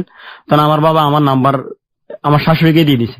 শাশুড়ি আমাকে ফোন করে কান্নাকাটি করলো যে বাবারে যা হয়েছে এগুলো কখনো মনে আনিও না, যা হয়েছে মূলত হচ্ছে যে আমি তোমাকে দোয়া করার কারণে আল্লাহ আজকে তোমাকে এই অবস্থানে নিয়ে আসছে, তুমি একটা ভালো অবস্থানে আসো, আমি খুব খুশি। তো আমি বললাম যে আম্মু যা হয়েছে আপনারা আমার সাথে যা করছেন আসলে আমি এগুলো দোয়া মনে করে নিচ্ছি, কারণ আপনারা দোয়া না করলে তো আমার আজকে ইনশাল্লাহ ওর জন্য দিনে দিনে বিদেশ থেকে আসার মতো অন্তত ক্ষমতা হতো না। এটার জন্য আপনার কাছে আমি কৃতজ্ঞ। এই বলে উনি আমাকে বলতে ঠিক আছে মাঝে মধ্যে অন্তত আমার মেয়েটার আমার সাথে কথা বলতে দিও। আমি বলছি আচ্ছা ঠিক আছে, কারণ একটা লোকের গণতান্ত্রিক অধিকার হরণ করার মতো ক্ষমতা আমার নাই। যদিও ওরা আমার লিগেল স্ত্রীকে আমার সাথে কথা বলতে দেয় নাই, ও কথা বলতে চাইতো না। ওর মা ফোন দিলে আমি বলতাম যে হ্যাঁ আমার সাথে কথা বলার পরে আমি বলতাম ধরো নাফিসা কথা বলো, তোমার আম্মা ফোন করছে। এইভাবে কথাবার্তা চলছিল। এরপর আমি চিটাগাং থেকে চলে আসলাম উত্তর আব্দুল্লাহপুরে। এখানে আসি আমরা বাসা ভাড়া নিলাম। বাসা ভাড়া নেওয়ার পরেও আমাকে বললো যে আব্দুল্লাহপুর বাসা নেওয়ার পরের ঘটনা, 1 সপ্তাহ পরে আমি ডাক্তারের কাছে না, ওর বলতেছে যে আমার কাছে মনে হচ্ছে আমি কনসেপ্ট হয়েছি, কারণ আমার কাছে এসে আমার শারীরিকভাবে ওইরকমই লাগতেছে, তুমি আমাকে ডাক্তার কাছে আবার নাও। আমি ডাক্তার কাছে নেওয়ার পরে ডাক্তার দেখছে হ্যাঁ আপনার স্ত্রী আবার কনসেপ্ট। এটা হচ্ছে সে দ্বিতীয়বার কনসেপ্ট করে। এরপরে ওর মাকেও আমি বলছি যে আপনার মেয়ে আবার এই অবস্থানে আছে, দোয়া করবেন। আর আপনার যদি ও আপনাদের বাড়িতে যাবে না, ও আপনার বাড়িতে যাওয়ার ইচ্ছা নেই, যদি আপনার ইচ্ছা থাকে আপনারা আসি ওকে দেখে যাবেন। উনি বললো যে আচ্ছা ঠিক আছে আমি সুযোগ করে আসবো। এইভাবে আমাদের সুখের সংসার চলতেছিল। আমরা যে একসাথে বসবাস করতেছি, ও কিন্তু রান্না জানতো না, যে কথা বললেই না, ও কোনো রান্না জানতো না। তো আমি বিদেশ থাকার কারণে আমাদের তো রান্না করে খেতে হয় এখানে। আমি এই দীর্ঘ 2 মাস যাবত ওকে নিজেই রান্না করে খাওয়াইতে হয়েছে আমাকে, ও কখনো রান্না করতে পারতো না।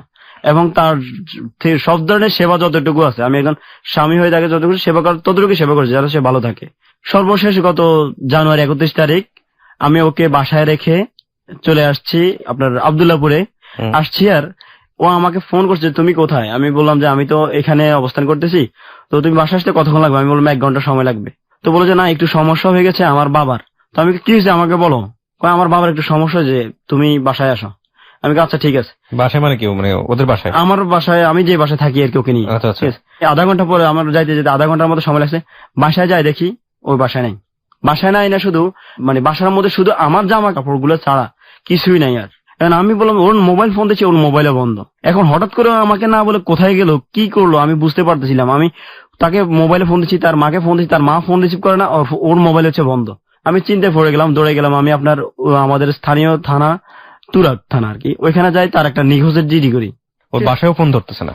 ওর বাসায় ফোন ধরতেছে না। জিডি লাগবে না আমার, আপনি বলেন। হ্যাঁ তারপর? হ্যাঁ জিডি করার পরে পুলিশে বললো যে ঠিক আছে আমি তদন্তে যাচ্ছি। এরপর আমি গেলাম র্যাব 1-এর কাছে। ওনারা আমাকে বললো যে ভাই আপনি ঠিক আছে ইয়ে করেন, মোবাইল ট্র্যাকিং করার ব্যবস্থা করেন। আপনার স্ত্রী সর্বশেষ কার সাথে কথা বলছে মোবাইল ট্র্যাকিং এর মধ্যে ব্যবস্থা করে দেখি যে আমার সাথে কথা বলার 5 মিনিট আগে ওর মায়ের একটা ফোন আসছে, এবং আমার সাথে কথা বলার পরে ওর মায়ের নেটওয়ার্ক আর ওর নেটওয়ার্ক একই টাওয়ার আওতায় একই অবস্থানে। তখন আমি বুঝতে পারি যে ওর মা এখানে আসছে। আসার পরে এখান থেকে তাকে যে কোনো ভাবে হোক নিয়ে গেছে। আচ্ছা। এর পরের দিন আমি তো অনেক খোঁজাখুঁজি করলাম, তাকে আর কোনো জায়গায় পাইলাম না। বুঝতে পারলাম যে সে তার মায়ের কাছে আছে। থানার পুলিশকে দিয়ে ফোন দিলাম যে আপনার মেয়ে আপনার কাছে আছে কিনা, আপনি স্বীকার করেন। উনি বলতেছে না আমার মেয়ে আমার কাছে আসে নাই, এই ছেলে আমার ছেলের মেয়েরা হয়তো মেরে ফেলছে, সেক্ষেত্রে আমি এই ছেলের নামে মামলা করবো। উল্টো আমাকে হুমকি। তখন পুলিশে উনাকে যে হুমকি ধমকি দিয়ে বলো যে আপনি কি বলেন না বলেন, আপনার মোবাইল ট্র্যাকিং করা হয়েছে, আপনার মোবাইলের মধ্যে আমি জানতে পারলাম যে আপনার মেয়ে আপনার কাছে আছে। আর যদি এরপর আপনি যদি মিথ্যা কথা বলেন আপনাকে আমরা আইনের রাতে নিয়ে আসতে বাধ্য হবো। উনি স্বীকার করলে বাধ্য হই যে হ্যাঁ আসলে আমার মেয়ে আসছে। আমার মেয়ে গতকালকে কি হয়েছে, ওদের মধ্যে হয়তো কোনো ঝগড়াঝাটি হয়েছে, এই জন্য আমার মেয়ের আগ্রহ চলে আসছে, আমি তো ওকে নিয়ে আসিনি। তখন পুলিশে বললো আপনি নিয়ে আসছেন না, আসলে তাহলে আপনি এই টাওয়ার আওতা আপনি কিভাবে আসছেন নোয়াখালী থেকে, এই কথা বলছে। আর উনারা কোনো কথা নেই। উনি বলছে ঠিক আছে আপনার মেয়েকে, যদি আপনার মেয়ে রাগ করে গেছে না, সংসারের কি অশান্তি হয়েছে, আপনার মেয়েকে আমার সাথে কথা বলতে দিন। ওর মা বললো যে আচ্ছা ঠিক আছে আমি আপনাকে আমার মেয়ের সাথে কথা বলাই দিব। আমার মেয়ে মূলত কিছু অশান্তি, ওর সাথে বিরোধ হয়েছে, এই বিরোধের জের ধরে চলে আসছে। পুলিশ এরপর থেকে উনাকে 3 বার ফোন করছে, উনি ফোনে আর রিসিভ করে নাই। একদিন পরে ওই নাম্বার চেঞ্জ করে ফেলছে। সেই হ্যাঁ আর রিসিভ করে না। ওকে ফোনে কথা বলা দিবে বলছে পুলিশকে, আর ফোনে রিসিভ করে নাই। রিসিভ না করে পুলিশে আমাকে বললো যে ভাই আপনি এই মহিলা তো মনে সুবিধা মনে হচ্ছে না, আপনি কি করেন, আপনি নিজে একবার দেশে যান, দেশে যে দেখেন যে পরিস্থিতি কি। যাওয়ার পরে দেখি যে ওরা যে বাসায় থাকতো, মানে যে অবস্থান, ওই বাসা ছিল নিচতলায়। এখন তারা কি করছে, বাসা চেঞ্জ করে দোতলার বাসা চলে গেছে, এবং নিচের মধ্যে একজন গেটের মধ্যে তালা মারা দারোয়ান বসে আছে। এখন দারোয়ানকে জিজ্ঞাসা করলাম যে ভাই এই বাসার লোকেরা গেল কোথায়। ও আমাকে বললো যে ভাই এই বাসার লোকেরা তো কোথায় গেছে আমরা জানি না। দারোয়ান আমাকে মিথ্যা কথা বলছে, কবে গেল। তো বলছে কালকে বাসা ছাড়ি দিস। আমি বললাম আচ্ছা ঠিক আছে, কি আর করা। আমি এই কথা বলে আমি উপর দিয়ে তাকায় দেখি নাফিসার জামা কাপড় বারান্দার মধ্যে ঝুলানো। নাফিসের জামা কাপড় দেখে আমি বলছি এটা তো এই বাসায় না আছে, আপনি মিথ্যে কথা বলেন কেন আমার সাথে? কয় ভাই আপনার জন্য এই বাসায় ঢোকা নিষেধ আছে, আপনার শ্বশুরের অর্ডার। আমি পাশে দিয়ে অন্য বিল্ডিং এর ছাদের মধ্যে উঠে জানালার মধ্যে যাই, অনেকক্ষণ যাবত নাফিসা নাফিসা দরজা খোলো বলে চিৎকার করলাম আধা ঘন্টা যাবত। নাফিসার তার কোনো খোঁজ খবরে নেই। কি হয়েছে নাফিসার, কেন নাফিসার এই সমস্যা, কি জন্য সে চলে আসছে, কি জন্য তার মা তাকে নিয়ে আসছে, আমি আজও জানতে পারি নাই। এরপরে যখন টাকা আদায় করে অনেকক্ষণ টাকা আদায় করার পরে কিছুক্ষণ পরে দেখি পুলিশ আসছে। পুলিশ আসে আমাকে বলতেছে যে আপনি যদি আগামী 10 মিনিট মধ্যে এখান থেকে না জানতো আমি আপনাকে গ্রেফতার করতে বাধ্য হবো। তাই বলছি আমার যদি অপরাধ থেকে থাকে আপনি আমাকে 10 মিনিট ওয়েট করার দরকার না, আপনি আমাকে গ্রেফতার করেন। পরে পুলিশ আমাকে বলতেছে আপনি মাইর খাবেন এখন, আপনি এখান থেকে চলে যান। পুলিশ বলছে আপনি যদি অনলিগেল হয়ে আপনি আমাকে মারেন তাও আমার কোনো আপত্তি নেই। এই কথা বলার পুলিশ আমাকে বলছে যে এই গাড়ুয়া ফলা এটা ইয়ে করা যাবে না, পুলিশ গেছে চলে। কিছুক্ষণ পরে ওই স্থানীয় এলাকার রাজনীতি পোলাফাইন আসি আমার গায়ে হাত তুলছে। আমার গায়ে হাত তুলে আমার পকেটের মোবাইল মানি ব্যাগ এগুলো নিয়ে গেল। কি আর করা, নাফিসার জন্য চিৎকার করতে করতে শেষ। আমার আপনি দেখবেন আমার এখানে ফাটা দাগ। ওদের বাসা থেকে যখন বাইরে তখন গেটের এখানে আমার মাথা গাড়ে কাঠ দিয়ে বাড়ি দিয়ে আমার মাথা ফেটে ফেলছে। ওইখান থেকে আমাকে মানুষজন রিক্সাওয়ালার ধরে হসপিটাল নিয়ে ভর্তি করার পর আমি ওইখান থেকে 2 দিন পরে সুস্থ হয়ে পরে আমার বাবার বাড়িতে যাই, ওইখান থেকে আবার ঢাকা।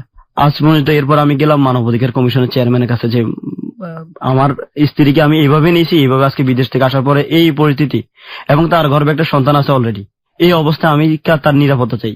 মানবাধিকার কমিশন থেকে শুরু করে বাংলাদেশের আইন সালিশ কেন্দ্র থেকে শুরু করে ব্লাস্টের কাছে সরকারি সংস্থা ব্লাস্টে গেলাম, কোথাও মধ্যে এর মধ্যে কোনো সদুত্তর কারোর মধ্যে আন্তরিকতা পাইনি। আজ আমি ওকে খুঁজতে খুঁজতে হয়রান হয়ে আজকে আমার বিদেশের। ওকে ফাইন, আমি লাস্ট আপনাকে বলি, লাস্ট কি অবস্থা, মানে একদম এক্স্যাক্টলি কতদিন যাবো তার সঙ্গে আপনার যোগাযোগ হয়? আর জানুয়ারি মাসের 31 তারিখে থেকে তার সাথে আমার সাথে যোগাযোগ নাই। তার সম্পর্কে আপনি কোনো আপডেট পান না? আর কোনো আপডেটও পাচ্ছি না। জিডি করা ছিল, জিডি নিয়ে আপনি তো আইনের দ্বারস্থ হতে পারতেন। আইনের দ্বারস্থ গেলাম, কিন্তু দ্বারস্থ কিভাবে করবো? আমার তো ওর যদি এই মামলা যদি আমিও করি ওর মা বাবা জেল খাটবে, আমার বিবেচনা ছিল এটা। এরপর আমাকে যখন আইনের লোকগুলো বলছে আপনি মামলা করেন, আমি থানায় তার জন্য একটা সার্চ ওয়ারেন্ট করছি কোর্টের মধ্যে, যেটা আমার কাছে এখনো আছে। সার্চ ওয়ারেন্ট করার পরে নাফিসাকে যখন পুলিশ জিজ্ঞাসা করছে আপনি কার কাছে যেতে চান, নাফিসা বললো যে আমি আমার মা বাবার কাছে থাকতে চাই। কেন করলো এগুলো, কি জন্য করতেছে, আমি আজও এর সদুত্তর পাইনি। যদি আমাকে বলতো যে আমি তোমার কাছে থাকবো না, আমি তাকে স্বেচ্ছায় দিয়ে দিতাম, কিন্তু আমাকে এইভাবে হয়রানি করার কোনো মানে ছিল না। কিছুদিন পরে ফিরে এসে ওই 4বারের মতো আবারও সে বলবে যে আসলে আমার বাবা মা ভুল ছিল, এটা যে কারণে আমি এটা করেছি। দিস ইজ দ্য থিং, যদি ম্যাচুরিটি চলেই আসে, প্রথম একটা জিনিস হচ্ছে যেটা যে যদি আপনার কথা আমরা একদম 100 সত্যই ধরে নেই, হ্যাঁ আপনার অপরাধ জগৎ পত্রিকাতে আপনাদের একটা ফিচার এসছে, দ্যাট ইজ নট ইম্পর্টেন্ট। একটা যেটা হচ্ছে যে যদি আপনার কথা আমরা 100 সত্যই ধরে নিই, কারণ এখানে আপনি বলে গেছেন, সুতরাং আপনার বাইরেও তাদেরও অনেক কিছু বলার থাকতে পারে, আপনার স্ত্রীর অনেক কিছু বলার থাকতে পারে, সুতরাং ওই জায়গা থেকে আপনার কথা যে সম্পূর্ণ রকম সত্য হবে সেটারও একটা বিশ্বাসযোগ্যতার একটা ব্যাপার থাকে, সত্য হবে না ইনফ্যাক্ট। আবার একইভাবে যদি আপনারা সত্যও ধরে নিই, তাহলে আপনার জায়গাতেই যদি আমরা বলি সবচেয়ে বড় ভুলটা কোন জায়গাটাতে, ভুলের জায়গাটা কোন জায়গাটাতে? আপনার স্ত্রী 1 বার না 2 বার না 3 বার না 4 বার এই ঘটনা ঘটিয়েছে, তাই না? আপনার ভাষ্য অনুযায়ী তাই।